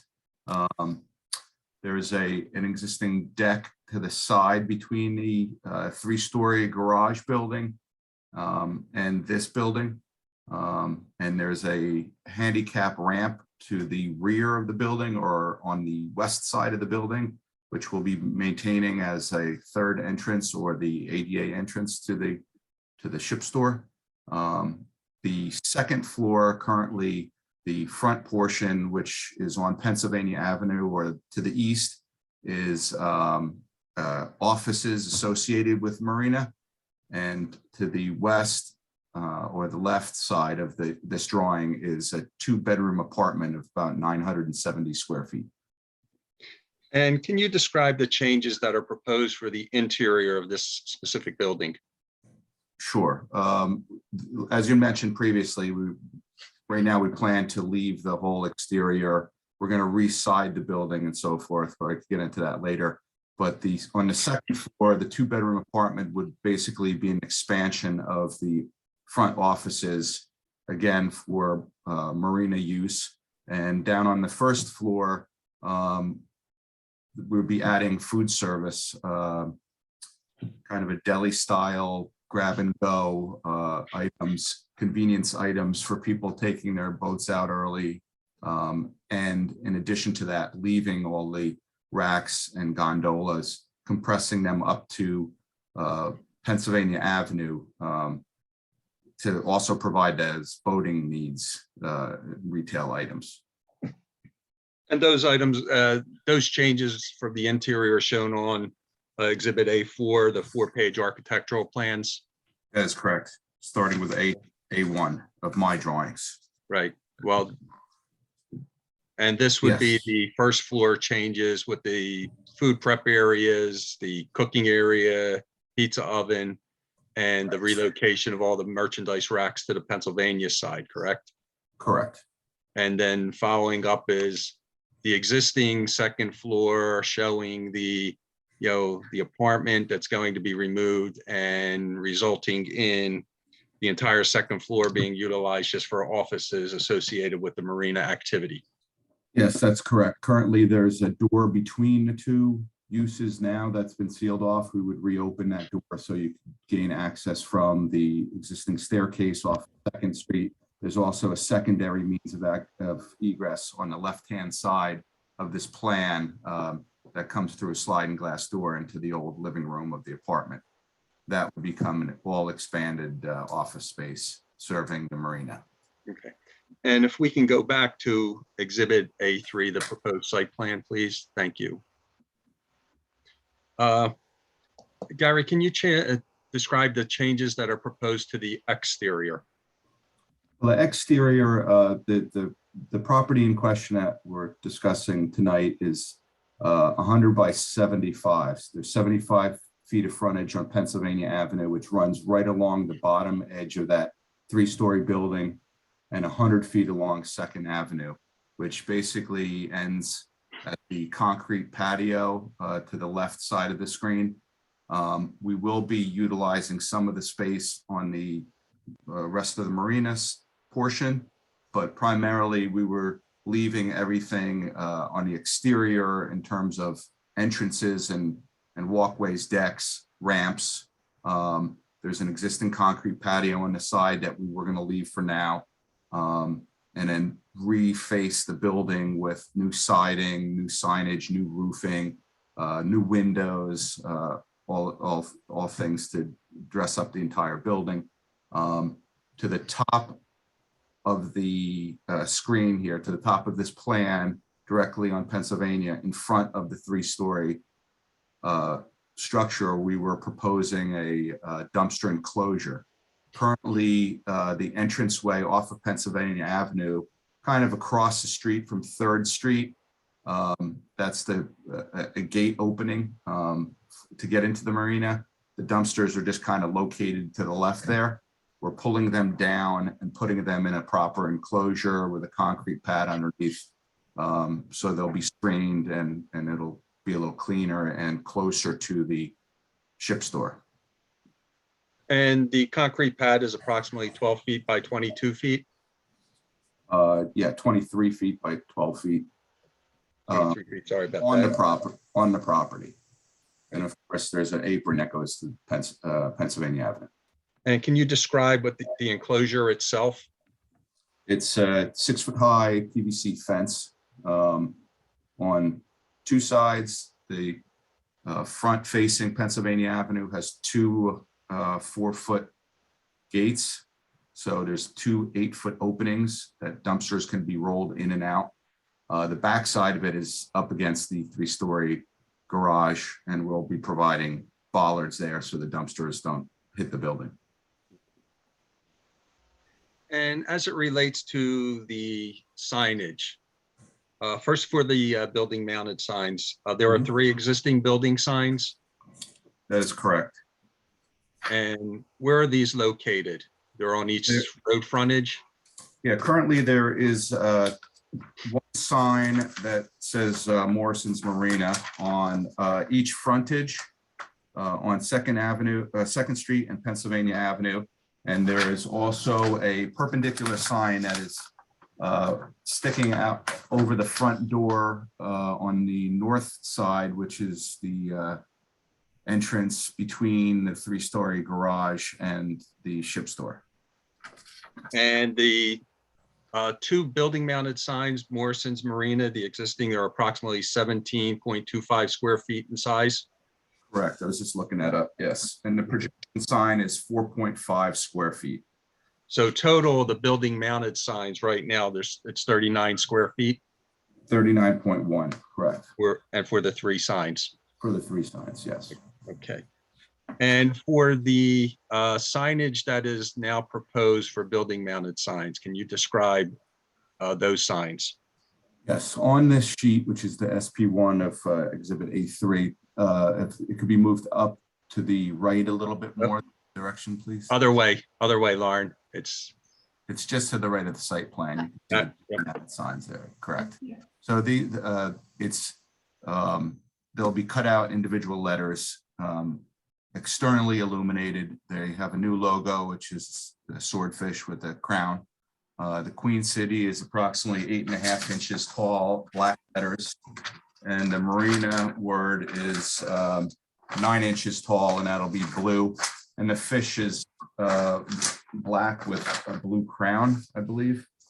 It's the proposed sign for each Pennsylvania Avenue and 2nd Street are 19.5 square feet. When I take a rectangle that encompasses both the lettering and the logo, the fish logo. So both of those together will come to 39 square feet. I did look at the front facade in terms of square footage and permissible. As per code, we're allowed 5 square feet. I'm sorry, 5% of the facade front,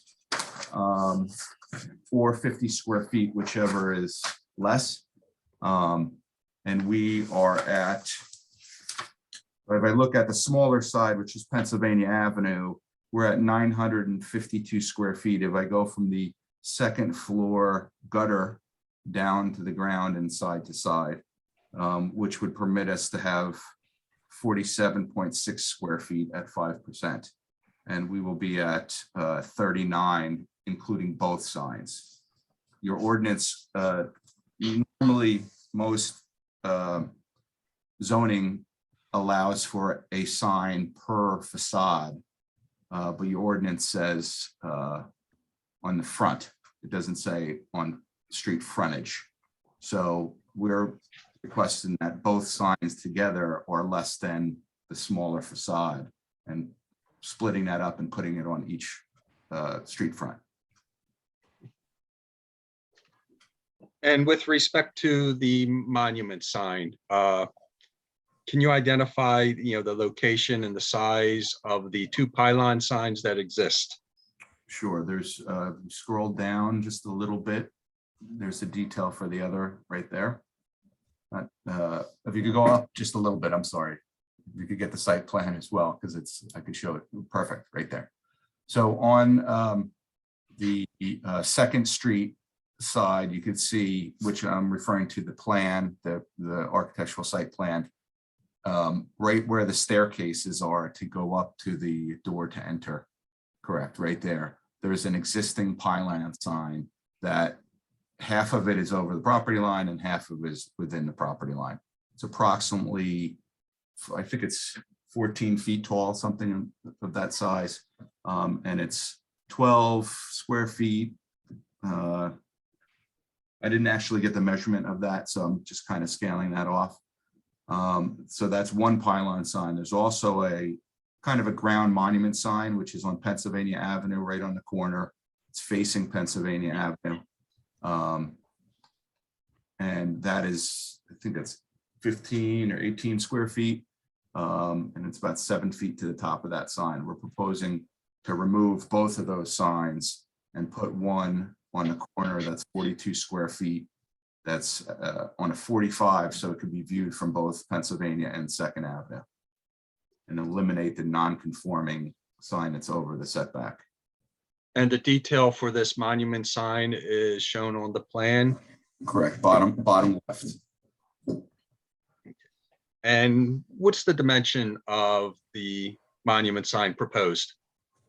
We're proposing 5 feet by, 5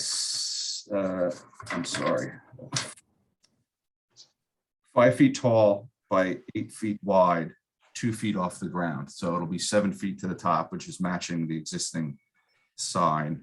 And pretty much the size of the lettering and the logo is the same as the building mounted signs, but to actually put a frame and a background on it, plus the tagline on the bottom for, you know, address and not address, phone number and contact information for the owner to, the total sign comes out to 42 square feet.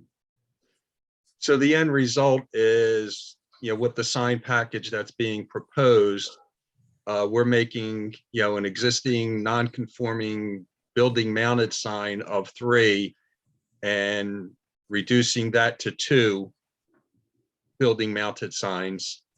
And the aggregate size of the building mounted signs would be less than what the ordinance would allow on, you know, either of the 2 facades. Correct.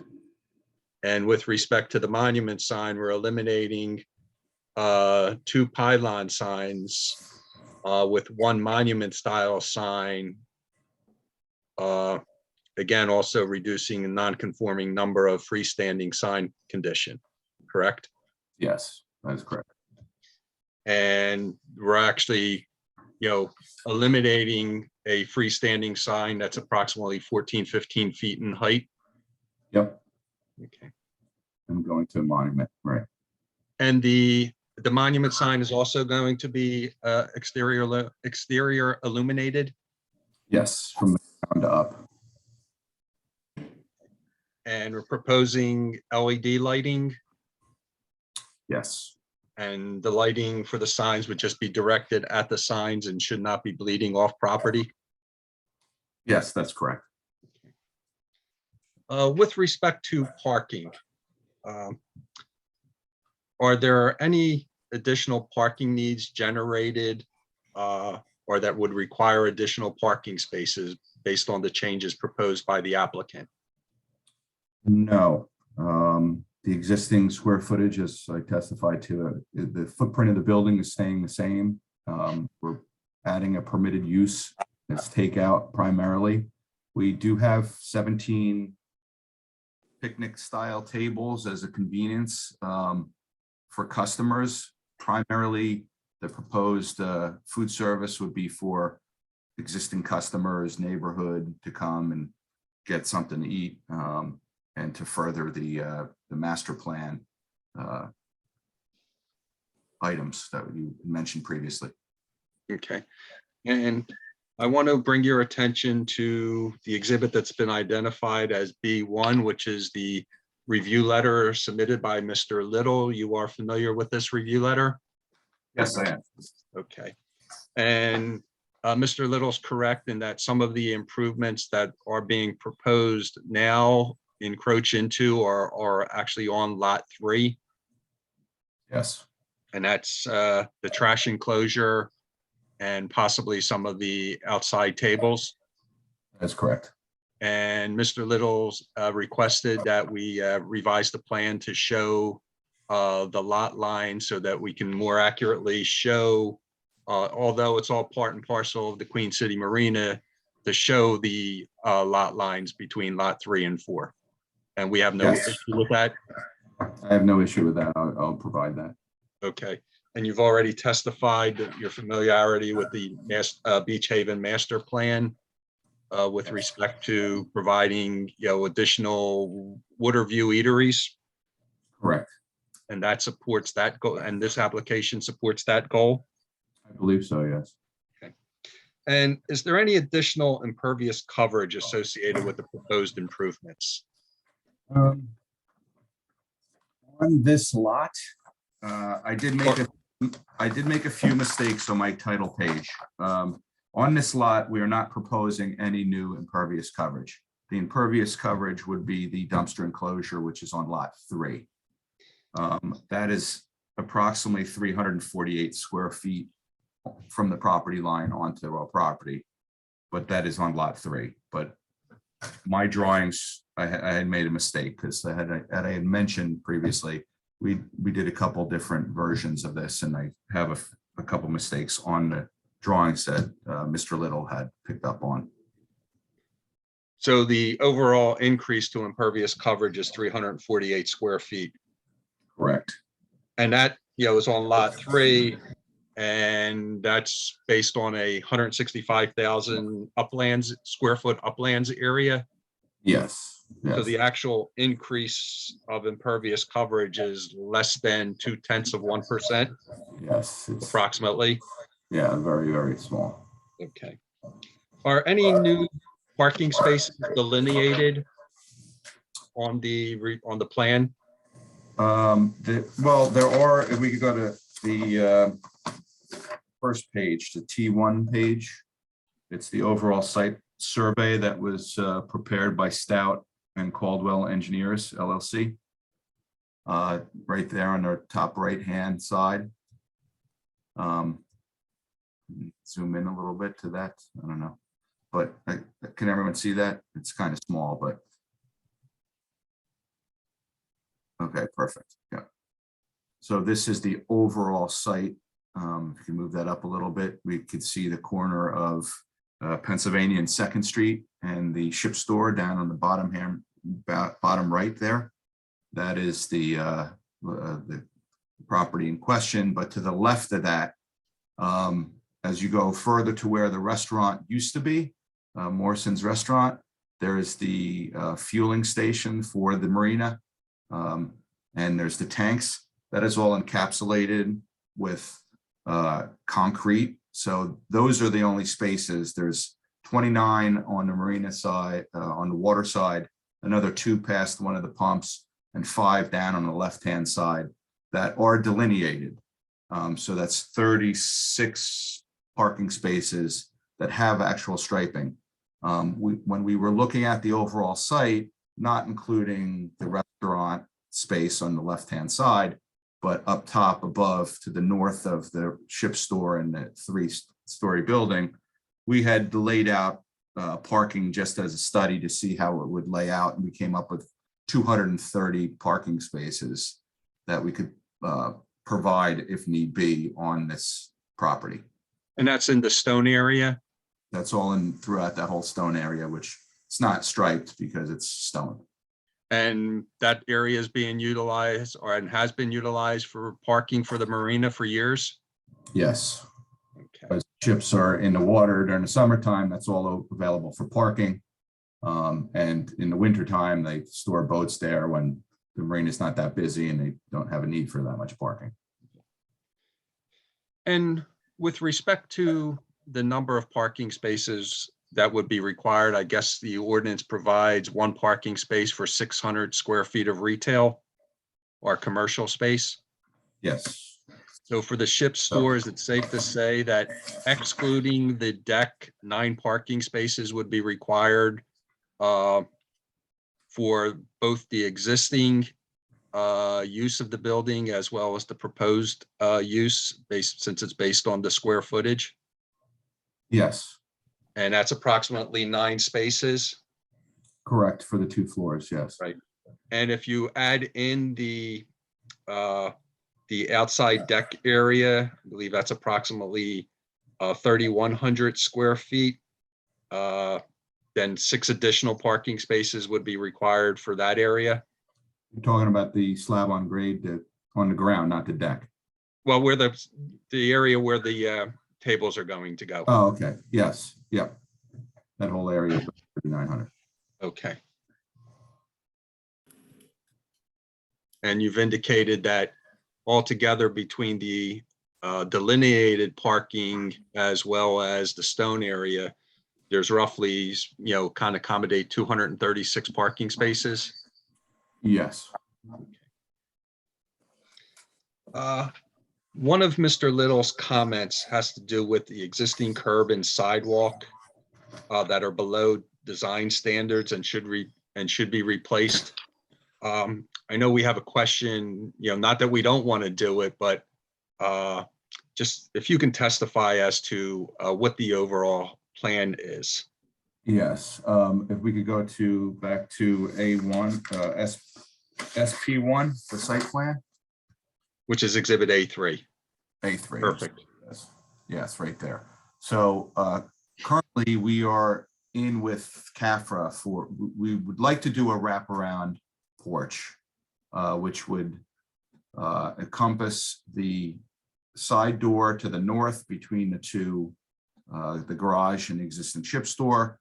About, I can't remember, 7 or 8 feet on Pennsylvania Avenue, and then along 2nd Street, almost to the back side of the building. Be a covered porch, multiple stairs, new door coming off of Pennsylvania Avenue. We would take out all that raised flower beds and everything that are in there, and then provide a proper 10-foot wide sidewalk. As you can see on 2nd Avenue, it goes from about 9 or 10 feet. It narrows down and squeaks by those flower beds. And same on Pennsylvania Avenue. My apprehension in not just changing that right now is that I would have to basically, if I changed it, leaving the flower beds or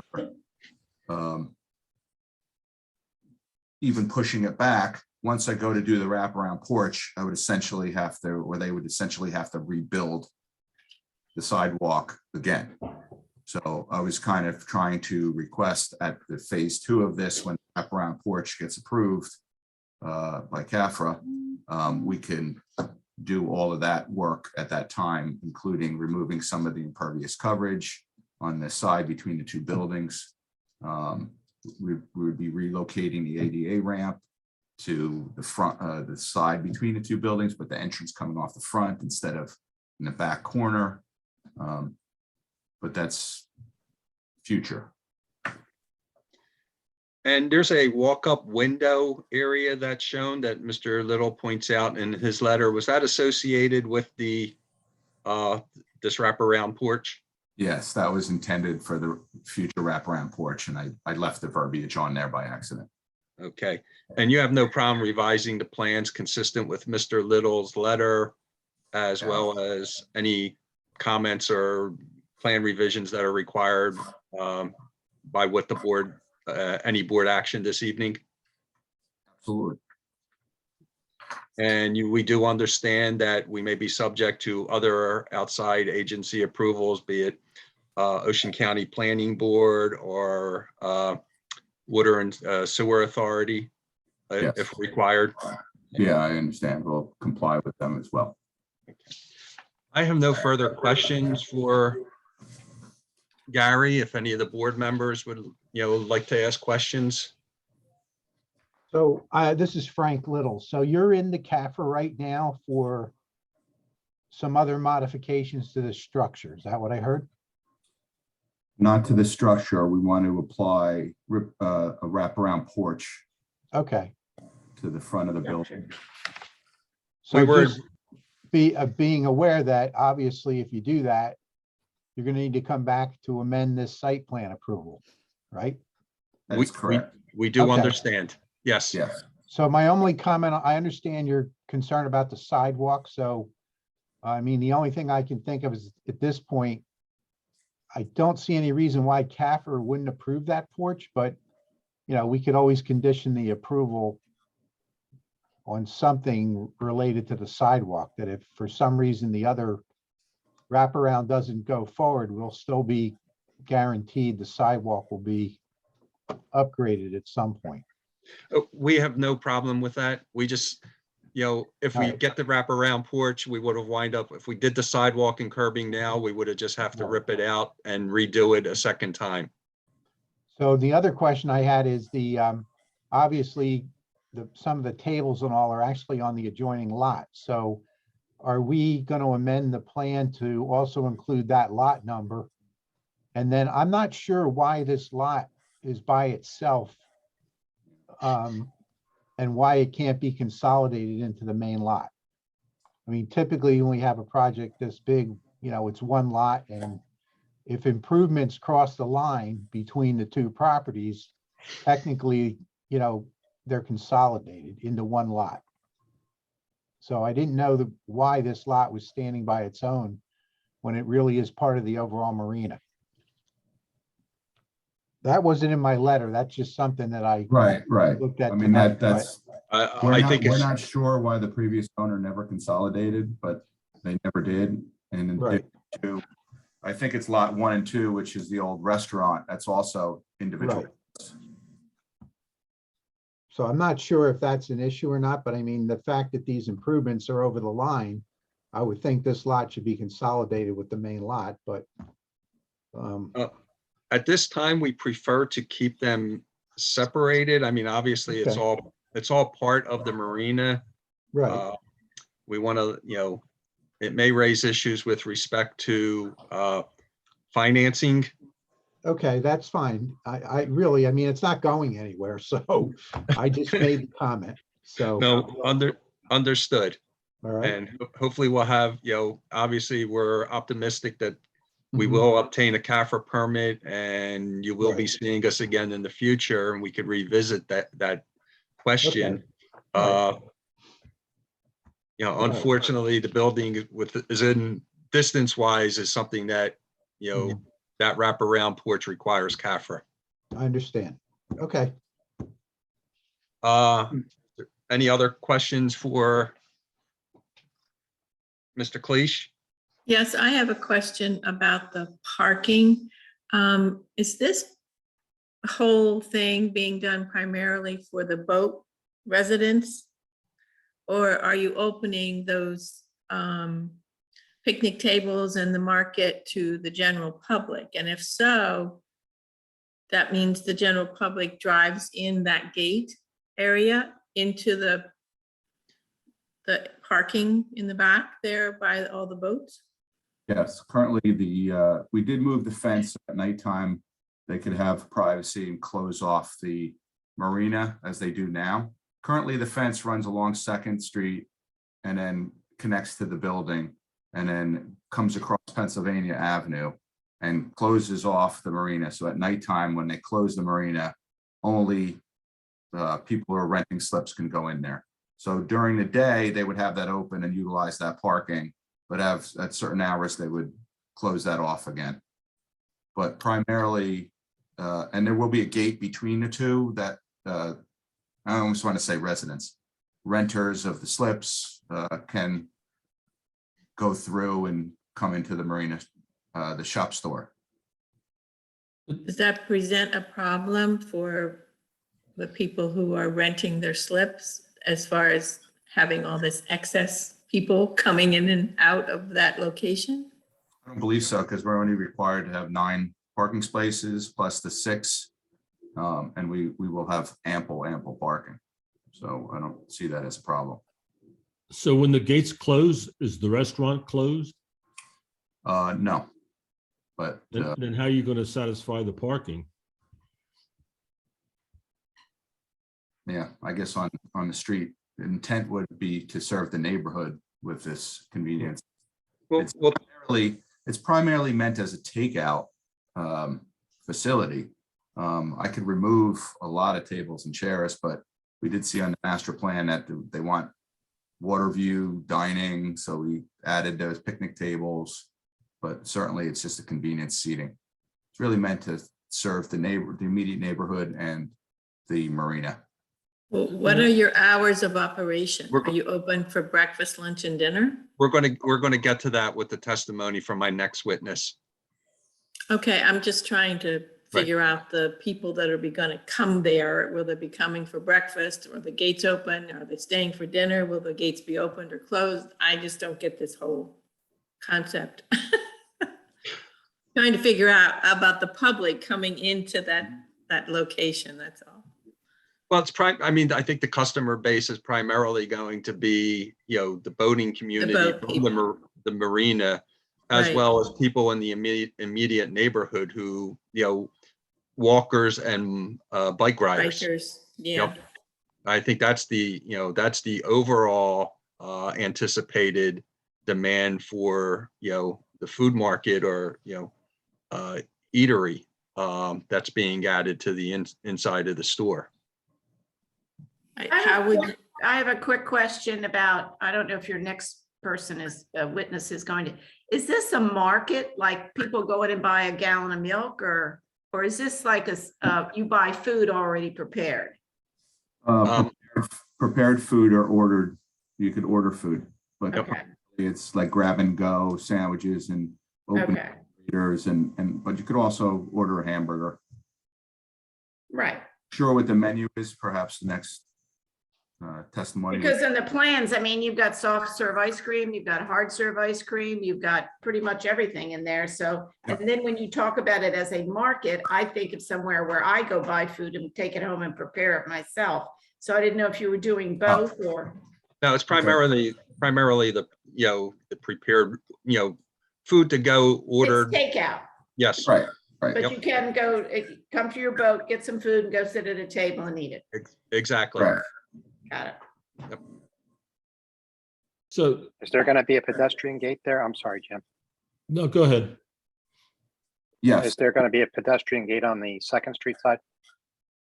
yes, right by the, it's not indicated, but right next to the 3-story garage where it juts out at, I think it's 5 feet there, there's gonna be a gate right there. Currently, there's a rolling gate just to the left of the seating areas that you can see on the Second Street. So that'll be open during the day. And then there's a call it a man gate. Right. Top there. Okay. And they do have a number of slips that are designated now. The previous owners of the marina didn't have that. It was just full rentals. They have transient slips, or she will, the next testimony will speak to that, how many slips they have, so people could take their boats, come over, park, go to the restaurant or the store, and then leave with their boats. Okay. How did you come up with 20 tables? What decided the number of tables? No, it was completely, 17. when I saw it on the report, I was like a little, oh no, because I just kind of put them on there, and you can see they're not even out. I just Right. put tables on there to indicate tables, and I kind of forgot I put so many tables, so. I think, I mean, but if you get approved, you're gonna get approved for 20 tables. You can't put any more in there without coming back, right? Correct. Or you could request that we have less tables. That's up to Right. the board's discretion. We don't mind. Okay, yeah, I have a question. I don't know if it's more directed to Frank or to the architect. I mean, this is obviously the first of many phases of what's going to happen here. I assume there's going to be things in the future. As this plan develops, how are we going to keep things straight? We have 4 different lots. We're improving one lot now, but we're fading over to the other lots. Whatever we approve here, I think ought to be very well defined in an overall plan of this is what we're approving. These are the parking spaces that require. This is how people are going to access using these parking spaces. There's a lot that needs to be, I think, kind of defined in some sort of, plan. Otherwise, it's all going to become hodgepodge. We're not going to know what we did before, what we're doing in the future. Is the parking correct? Is this what we agreed to? I don't know how, Frank, what your thoughts on that are. Well, that was one of my questions about consolidating things into one plan. We can still do it with separate lots, but they have to be referenced. And, you know, right now we're talking 9 spaces. Obviously, there's more than sufficient parking on site. If this thing goes much beyond a covered porch and there are other amenities that are going to come to the board, you know, then we're going to need an overall plan. We obviously have the original restaurant that has a CAFR permit approval. You know, that's good for a few more years. So that's going to generate parking. You have the marina and then whatever else they're going to propose. So I think you're right, Jim. At some point, once we get beyond this application, we're going to need to rein in the overall site. I don't necessarily know if we have to at this level. It is a minor application. They have an existing building that they're, you know, converting. So No, I think this is minor, but it's kind of how we keep Right. track and keep score. And really, on this first phase, because all of a sudden I hear the gates are closing, I mean, how are we going to provide the parking that's necessary? And our parking is very minimal to begin with, but if we close the gates, all of a sudden there are no parking. There's no parking, and I don't even know what time they close the gates. well, I agree with you on that. If you're going to have 9 parking spaces, they should be available.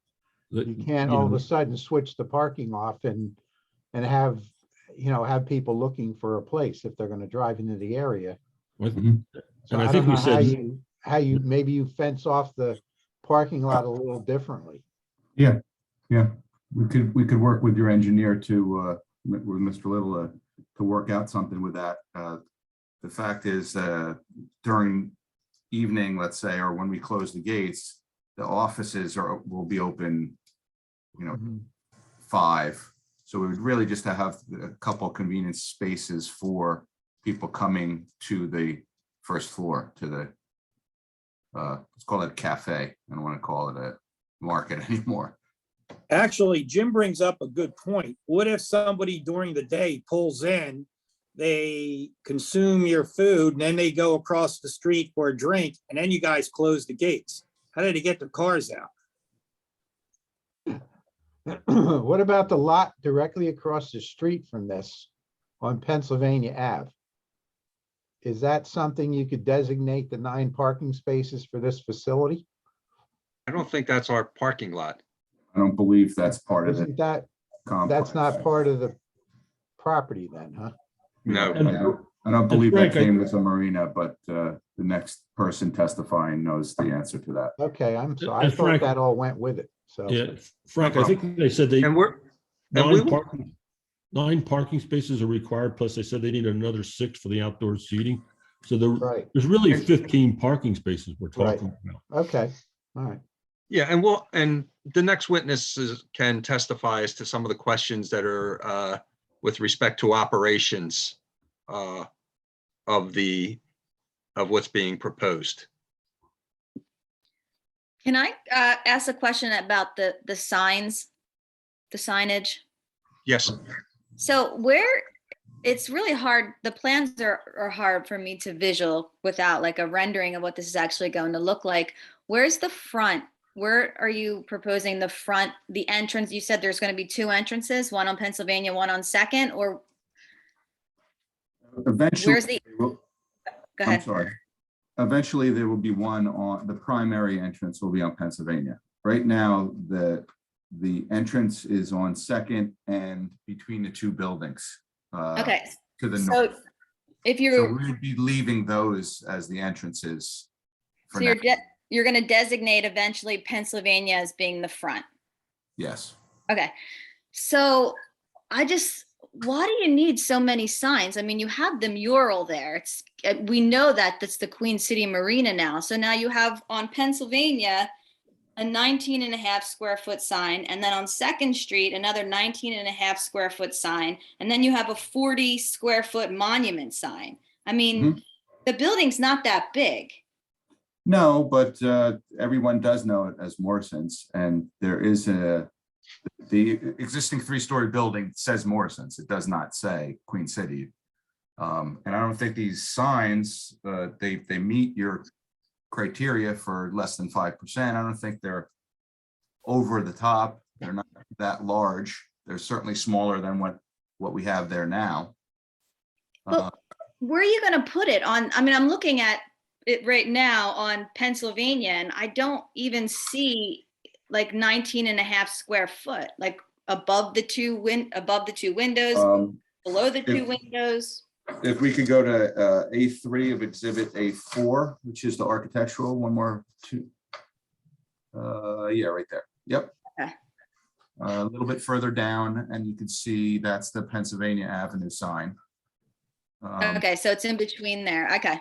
Right, and then And the then- other one on Second Avenue, if you roll up a little bit, up. Uh-huh. Yep, right there. So it's Okay, and on then- the wall, it's not large. Where's the monument sign then? Monument signs on a 45-degree angle. If you're looking at the Second Street elevation, it would be to the right or to the left on the Pennsylvania Avenue. It's not shown on this elevation because it's out in front of the building.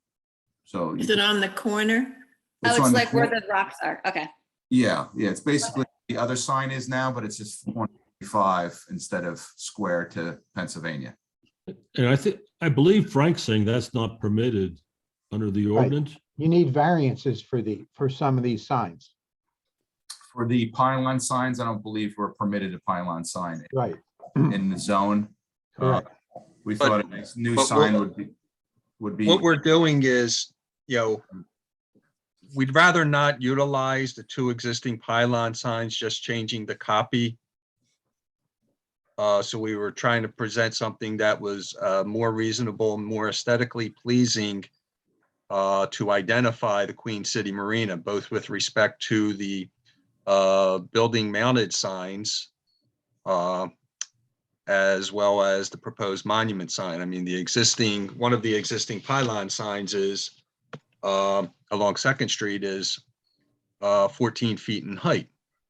And we're reducing, the height of the sign, to 7 feet. And by angling it, you get, visibility from both Pennsylvania Avenue side as well as the Second Street side. So you're going to use the pilings that are presently there. You're just changing the sign. Well, we'd rather not do it that way. We'd rather not just change the copy on those two existing pylon signs because we wanted to present something that was more aesthetically pleasing and to identify the Queen City Marina. That's why we were proposing to remove the two pylon signs and, which is non-conforming, and replace it with just the one monument sign for freestanding signage. And then we have, the two building mounted signs where there are currently 3 building mounted signs, and the square footage between the 3 building mounted signs that are there currently and the 2 that we're proposing are, it's the same square footage. And if we were to put one building mounted sign on either of the road frontages, either Pennsylvania Avenue or Second Street, if we did it on Second Street, we would be permitted a 50 square foot sign, and we're actually at 19 and a half. And if we were on the Pennsylvania Avenue sign, we would be permitted by the code a 47 and a half square foot sign. So again, we're proposing, in the aggregate, a sign area less than what we could put on one of the facades. And we just think it, with the 2 road frontages, and the branding of the Queen City Marina, it fits in with what is there. Okay. I do have, the next witness is going to Right. testify as to some of the issues that have been raised with respect to parking, the gate Okay, why don't you go ahead and have her Okay. sign, sworn in? Thank you. Angela? Thank you. Bob? Sure, I'm just looking for, hold on. Angela, raise your hand so Mr. Shin could see.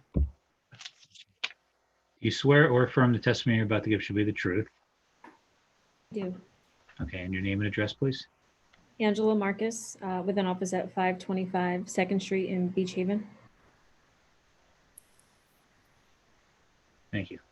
And Angela, you're a managing member of MIH Holdings? Yes. Coastal Holdings? Okay. Yes. And how long has MIH owned the marina? We purchased the property back in September of last year. And how long has the marina actually existed in Beach Haven? It's existed around 75 years. And how long has the ship store been part of the marina that you're aware of? The store was built around 1985. Obviously predating MIH's ownership of the marina. Yes. Okay. And as it relates to the additional office space on the second floor, who will be utilizing this space? Is it going to be just MIH Coastal with respect to overseeing an office, administrative offices for the marina and the ship store and market? Yes, so the second floor will solely be administrative offices for the marina, the market, and there won't be any offices unrelated to our marina business. And is there a need for a market for the first floor? So our customers have been asking for it. It's consistent with the Beach Haven master plan to have outdoor dining. It's been contemplated by that plan for a while. There's currently no food service on the marina site. It will enable our customers to have access to food service in a convenient way. Also, a place for them to dine off of their boats with the water view. It's also open to the public for water view, convenient dining. Okay. And who do you anticipate being the customer base? So we anticipate that a majority of our customers will be our boat slip renters, the neighboring community, folks that are riding their bikes, walking by. We anticipate that it will be busier during the breakfast hours. We'll be serving breakfast in the early hours for boaters going out early and for the community. We anticipate it will be, we'll have good traffic around lunchtime and then it will taper off probably around dinner time. And the ship store just, currently sells boat parts, boat supplies, things relating to the boating industry? Yes, so it currently sells boat parts and accessories, boat soap, items that our boaters buy on a regular basis. We'll be continuing to sell those items just in a more efficient manner. It'll be a smaller section of the ship store, and then also some parts will be moved into the existing garage, and some parts will be offered down by the fuel dock at our existing structure there, where we service our fuel customers. And you heard Mr. Cleese testify as to CAFRA issues with your ultimate plan to put a wraparound porch. Proceeding now, and if the board were to approve the application, do you envision or moving forward for this coming season? Yes, so we'd like to be operational, at least in part, by the beginning of the boating season. That's why we decided not to move forward with the wraparound porch, because we knew we needed CAFRA approval. So we'd like to renovate the existing decking to make it more aesthetically pleasing, so that we can later go for once we obtain the CAFRA approval, then come back for approval to do the wraparound decking. Okay. With the addition of the additional office space on the second floor and the market to the first floor, do you anticipate any parking issues at the site? I don't anticipate any parking issues. I think as our architect mentioned, there are approximately 230 potential parking spots. They are not all marked because it's stone. In this summer months when it's the busiest, we have not had a parking issue, even with all of our boat slips at capacity. We envision that, as I said, a number of our customers will be our boaters, and there will be foot traffic, there will be bike traffic. We have also invested in some additional bike racks for the bike traffic. As we discussed, we need 9 parking spots for the existing structure, plus I guess an extra 5. We don't need to close the gates. We can leave a gate open to allow for parking later in the day. And I don't see that being an issue. There also are a few additional spots that weren't really designated before that are on the east side of the garage on which the mural was painted. Those are outside of the fencing and they're off street. So that provides additional parking as well. So you're willing to keep a gate open so that, there is sufficient parking for members of the public who are utilizing the market? We would be willing to keep the gate open. Okay. If necessary, yeah. And what do you anticipate the hours of operation for the food market being? So because our boaters leave early in the morning, we'd like to be open very early, and that means we, early in the morning or late at night. So we'd like to have 24-hour service. As I mentioned, we think that it will be busiest in the morning and afternoon for lunch. But to serve our boaters, we anticipate being open 24 hours during the season.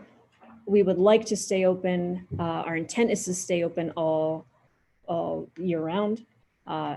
We would not have a 24-hour, 7 hours off season. We would, also consistent with the master plan, we'd like to extend the season and have dining available both to our customers and to the community. And the 24-hour a day in season is consistent with the existing operations for the marina where boaters come and go throughout the entire day? Yes, our marina is open 24 hours a day. And the marina there's manpower at the marina 24 hours a day? Yes, and over the season, we will have security 24 hours a day. And with respect to deliveries, how do you envision deliveries to the market? So we currently get deliveries at the marina year round, boat parts, large pallets.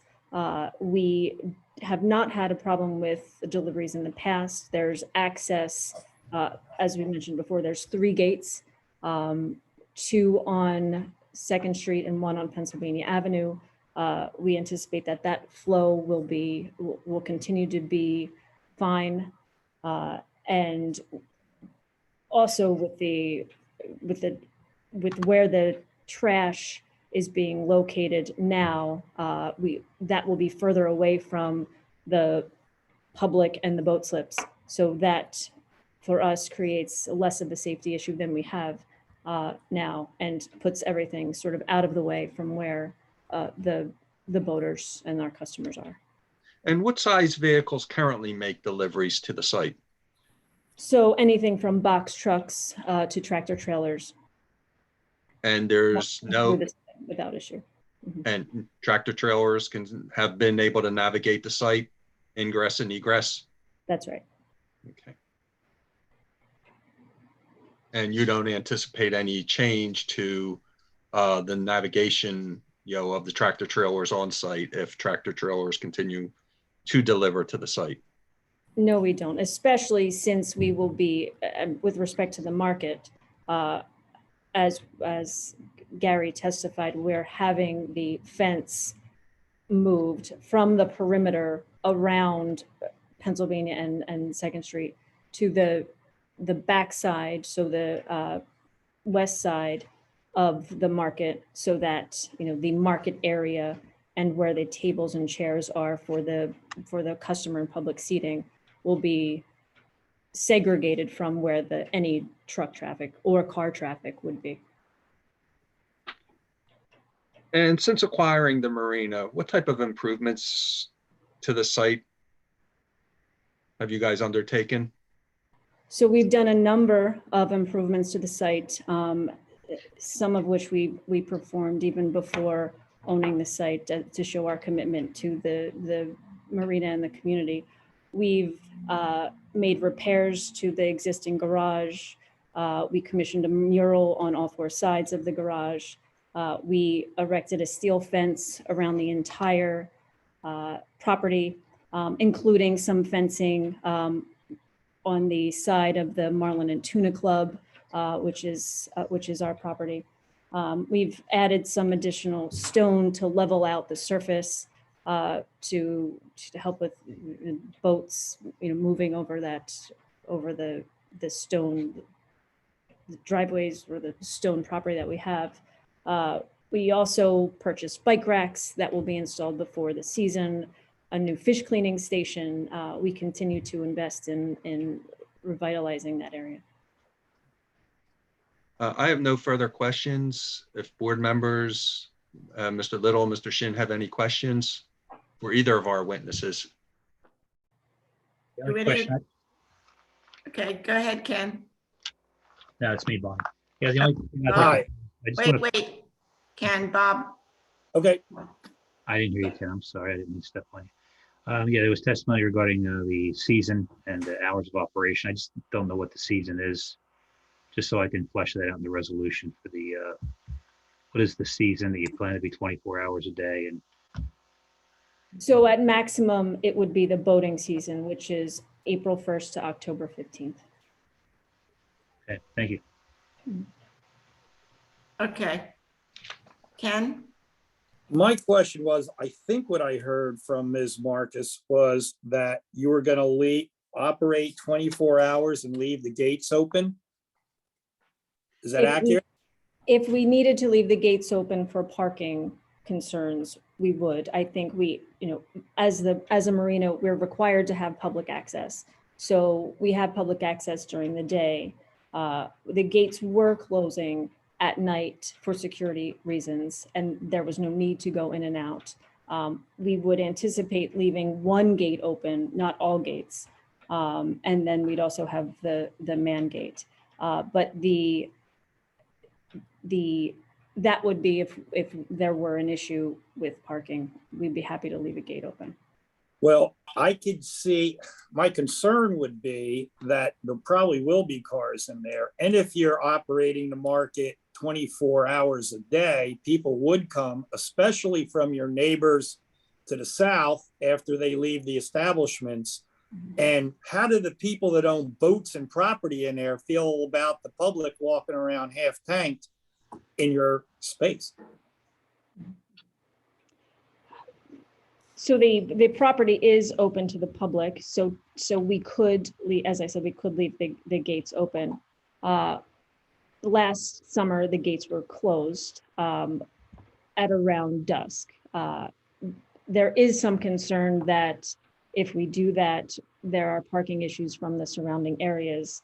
There are ways that we can, if we have security and cameras, we can mitigate some of that.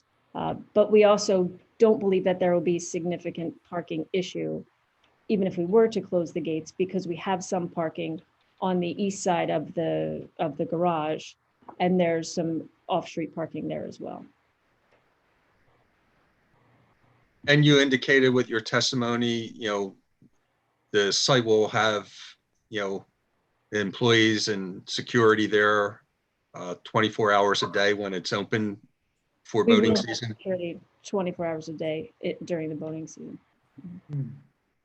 Hi, I have a question, Ms. Marcus. Penny Eddles.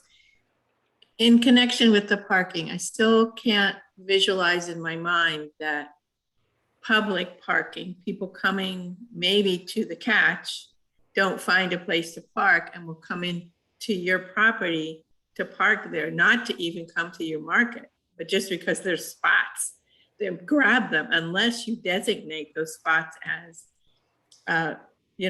marina spots only, designate them for an hour, parking permitted for an hour, or some kind of designation. And plus, are people going to park then where the boat renters are supposed to park? Do they have designated numbers for their slips and parking for them? All this is getting a little foggy to me. So we currently don't have designated numbers for the slip holders. We have contemplated providing parking passes, so 2 parking passes to each slip holder. That way we can identify cars with slips. So that cuts down on some of the illegal parking or other parking that maybe we're trying to prevent. We could designate a number of spots as 1 hour parking. We could do that closer to the ship store, and then that could alleviate some of those risks also. We're hoping so- anyone who accesses it for parking purposes are actually customers. We're hoping, Yeah. but who I mean, knows? But you have that issue with every site though. Where Right, you- but since you're only gonna have 9 extra ones, you don't want somebody coming along that's just gonna scoop up 1 or 2 of them, and then there's nothing for your But we market. have 230 something parking spaces on I site. know, but you also have 200 and some boat renters that want parking too, want to make sure nobody's gonna park in their spaces. So So our we've got to designate somewhere along the way somehow. Our parking requirement for the marina itself is 1 parking spot per 3 boat slips. So that's approximately 76 spots. And that, from our experience last season, is pretty true to how many cars we get during peak season. So if that were the case, we should theoretically have still over 100 parking spots. And again, when looking, if you look at the site now, it's filled with boats for boat storage. But come high season, peak season, even from April to October, most of the boats are in the water by mid-April. We have all of that space available for parking right now. So the lots across the street on Pennsylvania were not part of the marina purchase? No, we did not purchase those lots at Okay. the time we purchased them. Okay, so you're just on the We're just on, marina side. Okay. That's correct. Are the dumpsters serving the entire marina, or is that just for the ship store food market? Serving the entire marina. So those trucks will be coming in, backing in off of Pennsylvania now, instead of coming into your property and, not having those type of issues? They currently come in off of Second. But when they're dumping their dumpsters, they're going to be blocking or Pennsylvania Avenue during that time period? They may come onto Pennsylvania Avenue. I guess for, during the time that they're loading the trash, they might be blocking Pennsylvania Avenue, but that part of Pennsylvania Avenue, there's, as you know, there's the Marlin and Tuna Club at the end. There's a few residences. There's not much activity down at that end of Pennsylvania Avenue of people who aren't going either to the marina or to the Marlin and Tuna Club.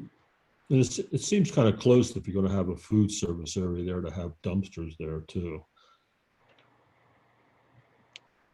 I think with most food service places, the dumpsters are relatively close to the building. Oh, yeah.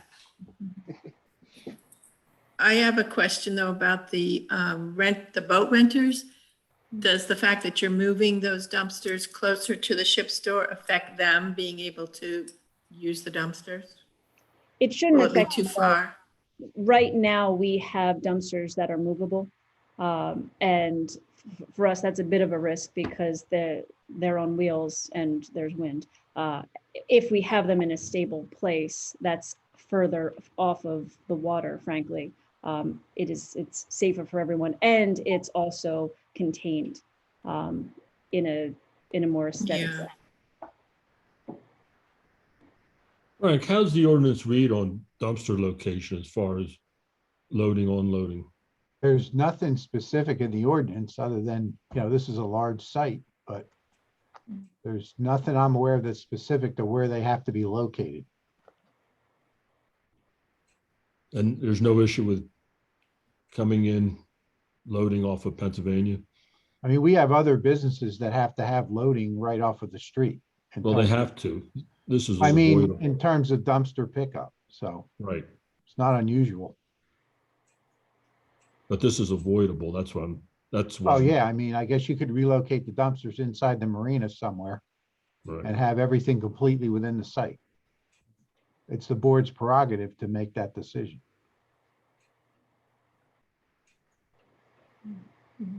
Where else could they put the trash dumpsters? I'm sorry, what? Where else could they put trash dumpsters in the property? They'd have to put them inside the marina somewhere. Where and they have- are now.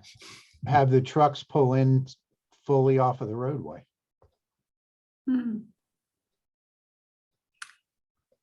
I have a question about the second floor and the offices. Do you anticipate they will always remain offices, or do you have visions of putting employees up there to live? We do not currently have a plan to put employees up there to live. We are increasing the area that we have for our existing employees, not to live, but to work. But we don't anticipate putting employees up there for employee housing. Because I was wondering why you added 2 kitchenettes, because, I mean, it could be divided into 2 apartments. You have 2 full bathrooms up there. We're and- eliminating the apartment use. Right. I understand that, but that doesn't mean it couldn't be turned back into an apartment if you have a bathroom for Yeah, each one and a kitchenette for each one. The existing 2-bedroom apartment had a kitchen, so we just thought it convenient to add a kitchenette, but we could eliminate one of the 2 kitchenettes if that's an issue. Really, the one to the front just has it doesn't even have anything right now. But I put in a sink with a coffee maker. The one that was to the left, that was an apartment. We had more opportunity for a full-size refrigerator and a sink for employees, but that wasn't the intent to convert it to residential. And our plan, as I said, our plan is to keep it as office space. But given there was an existing kitchen, there is an existing kitchen from the apartment that was rented out. We could easily convert it back if we needed to or wanted to. So it gives us a little bit of flexibility if we keep it, if we put in a kitchenette, we're preserving all the utilities where they are, or roughly where they are, to be able to put something back later if we Correct. needed. And if we chose to do that at that time, we would have to come back in front of the board for that. change. Right. Yes. I have another question also. Will you be adding more restrooms because of the market? We will be renovating the restrooms that we have. They're located to the north side of the ship store. We have restrooms we will have now public access to the restrooms in the ship store. Currently, those restrooms are not utilized by customers. I believe there's There's 2. two restrooms. To the back or the left-hand side of that plan, there's 2 existing restrooms that are in the back of the shop now, not open to customers. That will now, we've created a hallway and access to those.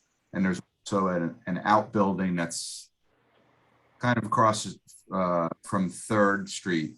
That is just a building for all the slip owners that has restrooms in that building. That's just a restroom building. Showers and facilities, so that will be renovated as well. Are the Will they be Are the Will they be bathrooms in ADA? the restaurant handicap accessible? Are they big enough? The existing ones are No, not. not the existing, the new ones you're putting in. I'm not putting in any new. Oh, those are not, okay. Those All are right. existing. We're just Okay. renovating those for now. The second phase, which would be the wraparound porch in a few months, we would rework that. And the storage unit to the top left that has refrigerators in it, that would Right. be ADA restrooms. And we got to redo the handicap ramp and upgrade all those facilities. So at present, there are no handicap restrooms. Currently, there's some That'll be- handicap restrooms down on the in the lot in that outbuilding. These two existing restrooms are not ADA. Also had a question about entertainment. Do you plan to have any music, even a guitar player out there at night or anything like that? Any future thoughts of entertainment? So with respect to the market, we weren't planning on having entertainment. I suppose it's an option, but we hadn't really planned that we would have such traffic in the evening hours to allow for entertainment. And one more question is about lighting. Since you are sort of near a couple of residences across the street, basically from you, what kind of evening lighting will you have for those table areas? Currently, the soffits have lights. So it's directed down at the ground. We were just proposing to leave those for now. Eventually, the wraparound porch will eliminate some of that seating in the back, and the wraparound porch will get some seating, and that will have down lights as well. So there'll be no glaring spotlights on the building shining out. Everything will be either down or low to the ground. The wraparound porch is going to offer seating away from the water view. You'll be able to see it from the porch. Not obviously on Pennsylvania Avenue, but there'll be a little bit on between the two buildings and on Second Avenue. What time are you planning on having food outside till? Is that going to be 24/7 too? The idea was to have a pickup window and shut down the interior at a certain time. I believe, right? Correct, Angela? Yes. Okay. You're going to shut down the outside so that people are not eating out there at 4 Seating? o'clock or 5 o'clock in the morning? No outside seating? Correct. No. Sure. At a certain time, all ordering, once the wraparound porch goes in, at a certain time of the day, they want to close the interior off from customers, and customers will be ordering from a window. And the seating, outside seating should still be available. As we've testified earlier, one of the gates is going to be left open to accommodate parking. Frank, don't we have an ordinance against outside dining 24 hours a day? We'll comply with the ordinance. We'd have to come back for the wraparound porch anyway. No, I'm concerned about outside dining in the middle of the night. I understand you're going to have food service available for your fishermen that are taking it out in the boat and whatnot. But I don't think it's right to have people sitting outside, especially after Bird and Betty closes at 4 o'clock in the morning and they don't want to make it up to the chicken or the egg. They're going to sit and come to your place, eat outside and cause a whole lot of noise. So I believe we could close off this outdoor dining as per your ordinance. Yeah, we'll comply with the ordinance. If there's hours of operation or, limitations on the outside eating times, obviously we have to comply with that. This board, if it's within the police powers of Beach Haven, it's obviously beyond the authority of this board. We can't even ask this board for a variance if there was limitations elsewhere in the municipal code. There is an ordinance effect that actually eliminates food out of a window at a certain After time, midnight. after midnight. Pretty sure. That's an ordinance. So we're happy to comply with that ordinance. So then that would not make it 24 hours operation. Leave the inside open then. Well, then, Well, then we, you got we the- thought we were then we would, yeah, we thought we were doing something more positive and just having the exterior window at, a certain time of the day. But if we have to do it inside, because, but the boating community, they can be coming back at midnight and want a quick bite and can go right to the, the building right on site and pick something up. Yeah, you would have to leave it open because the ordinance prohibits through a window. Yeah, if there's an ordinance, I was doing some research with respect to hours of operation and things like that. In general, I didn't get as specific to takeout windows. But, obviously we have to comply with, the other sections of the code. Well, you could have a takeout window, but it would have to be inside. You'd have to have a lobby Right. they have to come into Right. to get their takeout. They just can't be on the street. Understood. All right. Any more questions for this witness from the board? I just wanted to clarify that you're going to have loading on site and not on Pennsylvania and Second Street. If you have the opportunity to have loading, a specific loading zone on site, I would prefer that it would be on site. That is correct. Yes. For deliveries, yes. Yes, for deliveries. Thank Yep. you. And what about the trash on site? Pick up for the trash on site? We could relocate back. We could just leave it where it is by the entrance to Pennsylvania Avenue. The dumpsters. I thought it would be more So convenient. when they come in and pick up the dumpsters, they come into the lot now? Yes. We Come just in didn't, Second we- Street, load it and then drive on to Pennsylvania. we just did not anticipate any type of traffic with respect to, the time for trash pickup by relocating it to that side of the property. Just Well, because. trash pickup for you, is that that's by a private hauler, isn't it? Yes. Yes. There's a couple issues with that. Right now, the trash location, there's tables right next to it, number one. Number two, you have 100 boat owners coming over and utilizing it. It should be serviced internally to the property. It shouldn't be to the exterior of the property. Well, this is a Perhaps maybe, large collectors. There's garbage cans all around site and employees be gathering that and putting it in the dumpsters, just like the. But they shouldn't be going out to Pennsylvania Avenue every time. That it should be done internally. Okay. what about thought it was- perhaps the north side of the garage? Putting it in, set the property on the north side of the garage there, so that Yeah. it's blocked by the garage. Yeah, we could do something like that. I was even thinking some designated spots on that side. That's where the spots are now that are accessible to the road, that we could provide a sign for marina parking only. And there's a number of spots there that are outside of the fence. Mhm. So we Or we can, could leave them where they are. yeah, by the entranceway, yeah. I would leave them where they are and keep them inside the marina. And eliminate these dumpsters on Pennsylvania.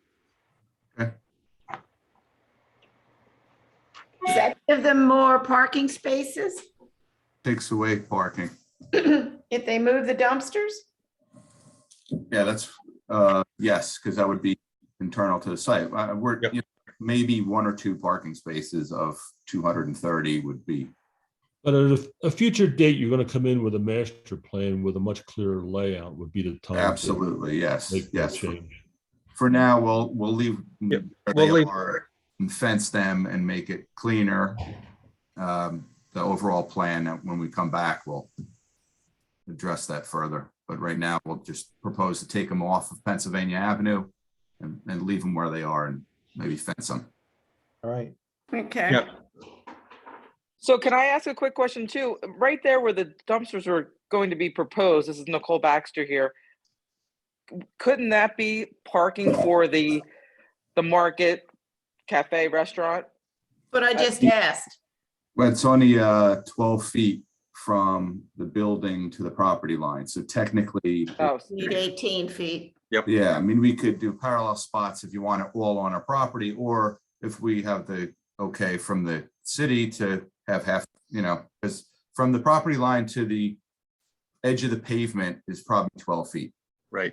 And from the property line to the buildings, just almost 13 feet. So you do have 20, 24 feet there that you could put parking spaces, but technically it's not fully on the property. But with, For that. and keeping the trash enclosure where it currently exists, we, with the testimony provided by Mr. Kleisch as well as Ms. Marcus, there's more than sufficient parking spaces on site that will be available. With the. Yeah, we'll just provide signage that designates certain spots for the store. Okay. Are there any more questions before I open this to the public? Penny, I just had one. Yeah. I like Mr. Patron's opening statement where he mentioned the master plan, and I think it would be nice for people to sit out and enjoy the water view.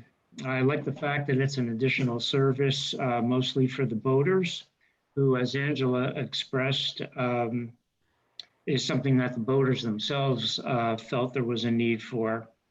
I do understand all the complexities involved in getting the public into this facility, which is not currently being done except for boating parts.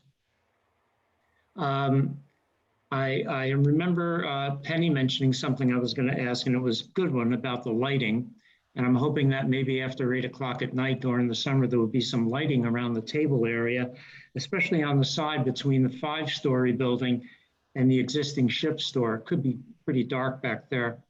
But I didn't hear anything, and I thought it was kind of interesting that the plan included the removal of the rooms upstairs. And I'm thinking about how many extra workers would be involved that would need to operate this this market. And would they be coming there each day? Would there be 3 8-hour shifts? I didn't hear anything about that part. I was just curious as to how that was going to be addressed. The employees, or how? I don't understand the question. Yeah, usually these stores that that have workers have sleeping facilities for certain workers, so they don't have to commute from wherever they're coming from to get to work. I assume you're going to be hiring extra workers for this operation, or are you using the existing number of employees? I'm not really sure. But if there are incremental workers needed for the market, where are they going to sleep over? Because they can't now, because the rooms upstairs are going to be removed. I was just wondering what the mechanics of that was. Well, we will be hiring additional employees. We Okay. recognize that in some places there's a housing shortage for employees. We're not aware of any requirements that we need to fulfill for that. It is a practical issue for us, as it is for all of the other businesses in Beach Haven. And so, the existing apartment was rented not by any employees of Beach Haven. So I understand your concern there. But we hope that we will have enough seasonal employees during the busy season, and then just a handful off season, and we won't have that housing issue. And if we do, it's our issue. Okay. It hurts us. I mean, a lot of times, seasonal employees may be, the teenager or college age students who are living in Beach Haven for the summer or for the season. Angela? Yes.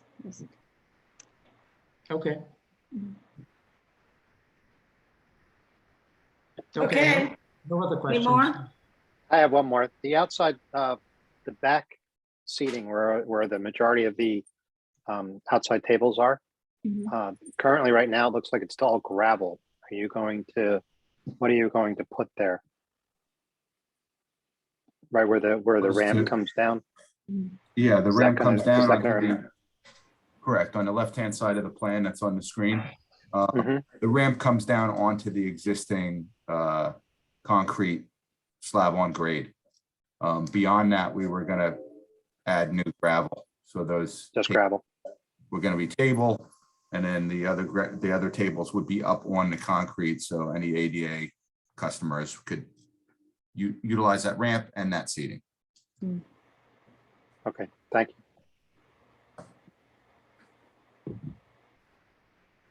Try again. Any more questions? Before we open it to the public? If not, can I have a motion to open this application to the public, please? I so move, Penny. Second? Tom, Okay. Raise your hand if you would like to speak to this application.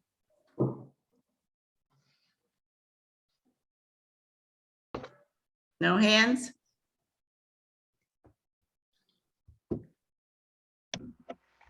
Close it. Nope. Nope, I do not see anybody. They all went home, and went to bed. All right. Close it quick. Cold. None?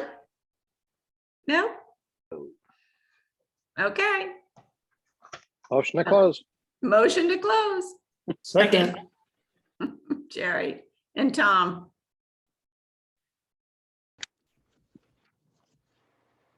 All right, can I have a motion to approve or disapprove this application? I think we need to make some specifications before Right. we approve it. So we need to discuss what they are. What would you like a specification to be, Penny? Well, the trash situation, where they're gonna put their Right. dumpsters, that's gotta be in there somewhere. I don't know if she's gonna designate areas for specific area for parking for the people that come for the market. She's gonna designate an hour time frame that they can be in that. I don't know if Mhm. that's necessary. I guess that was, oh, and the hours of operation have to be specified because, or the fact that it can be 24 hours, but they can't do it from the window. Those kinds of things have to be really Okay. clarified. I It- guess On, that's it. on the parking issue, I think there's two entrances on Second Street, and the one closest to the building, somehow that gate maybe should be left open, and I think the parking spaces, there's 16 of them should be clearly identified for the market, and they should be available until such a time as the restaurant closes down. In other words, boat storage shouldn't all of a sudden end up on it. And they probably need a handicap parking space there so that somebody, or two, I'm not sure what the requirement is. Frank knows that. Well, better. am I correct, Jim? And can they get in can handicap get in this restaurant now? I would, Yeah, there's a ramp in the back. I would assume. There's a that- ramp in the back? I Yes. assume that they're doing this improvement, that it has to be handicap accessible. Okay. Yeah. I'm not so It sure doesn't that have, the that bathroom, the handicapped person can't go to the bathroom. I'm not so sure that they don't have to have a bathroom that is handicap accessible. Well, I thought if you had a restaurant, Frank, where are you? If you had a Right here. restaurant or Bob, Has if you- a bathroom. do I'm you pretty have sure to you- have a handicap bathroom? I Yes. believe you're gonna have to have one. That's a different, if they require it under the, code, then we would be required to put it in. We do have handicap accessible bathrooms on site in the outbuilding. But But that's they not, have- that's well, not the- accessible for the market Yeah, Correct. person. They have to take their That's accessible wheelchair and for go the- through gravel. Marina, there's nothing on the market. And they're key locked anyway. But I think the spaces for this should be clearly identified. The gate should be open. And when I say clearly identified, they should be marked down. Whether it's on the stone or however they, want to do it. So it's clear, We could do it with signage. right? Yeah. Signage, and it should be there, and whatever, for a handicap space, you got to put a piece of asphalt in or something so that they can access straight in. That should obviously be done. Yeah, the signage could say ship store and market. Could And include the ship store. And excuse me, I just got cut off and I got back in again. Can we look at the site plan? Can someone show me where the loading is going to be identified on the site plan so that it's clear?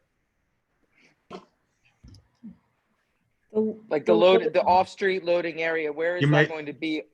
You may want to go to page 1. Yeah, Overall right. view.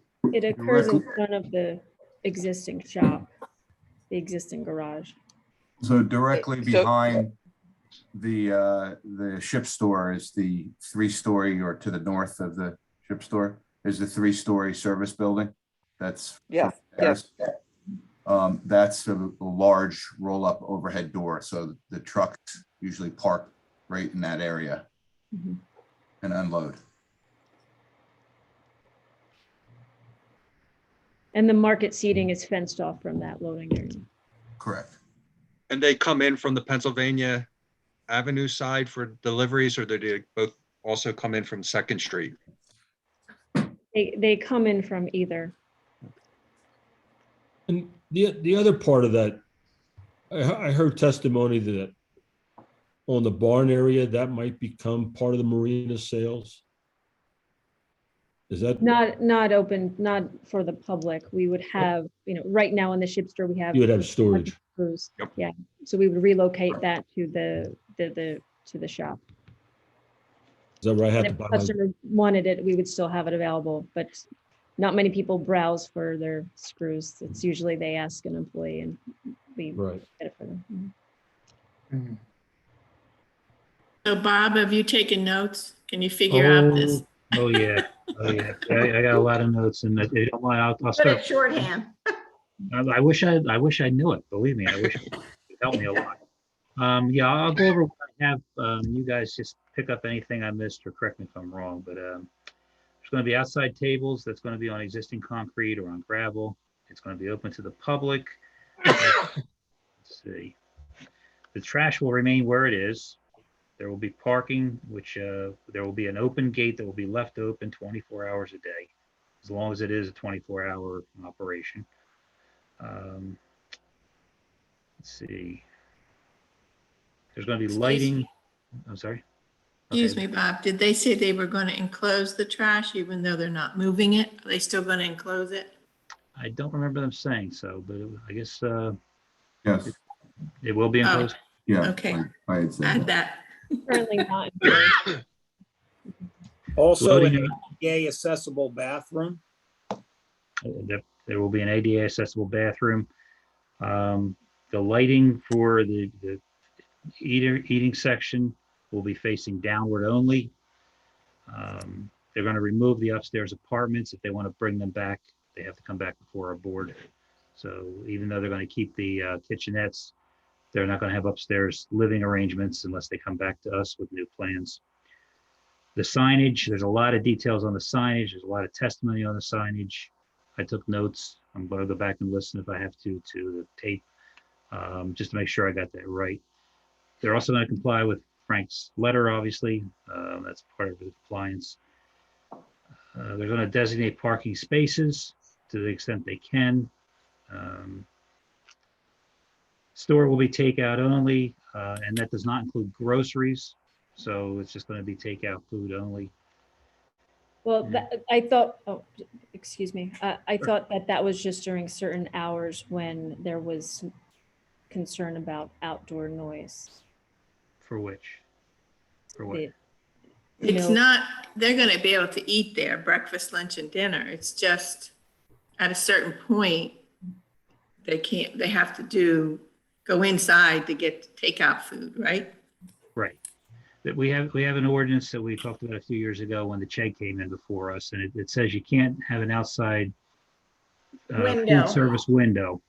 So they'd have to come into the shop, the store, to buy their food, to take it outside and eat. It's strange, but that's what the ordinance says. So Hey, Bob, I There thought is of a, there is no outside window right now because that was with the wraparound porch, correct, Gary?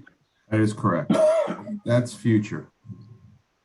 well, you're going to come back before us after CAFR approves or gives Correct. you Yes. whatever requirements. Yes. And at that point, Yes. we're going to flesh out more details about the Yes. site, about the additional parking. This is just for the purposes of you doing this for the time being. Yes. And that Bob, goes- Sure, sure. I have a question.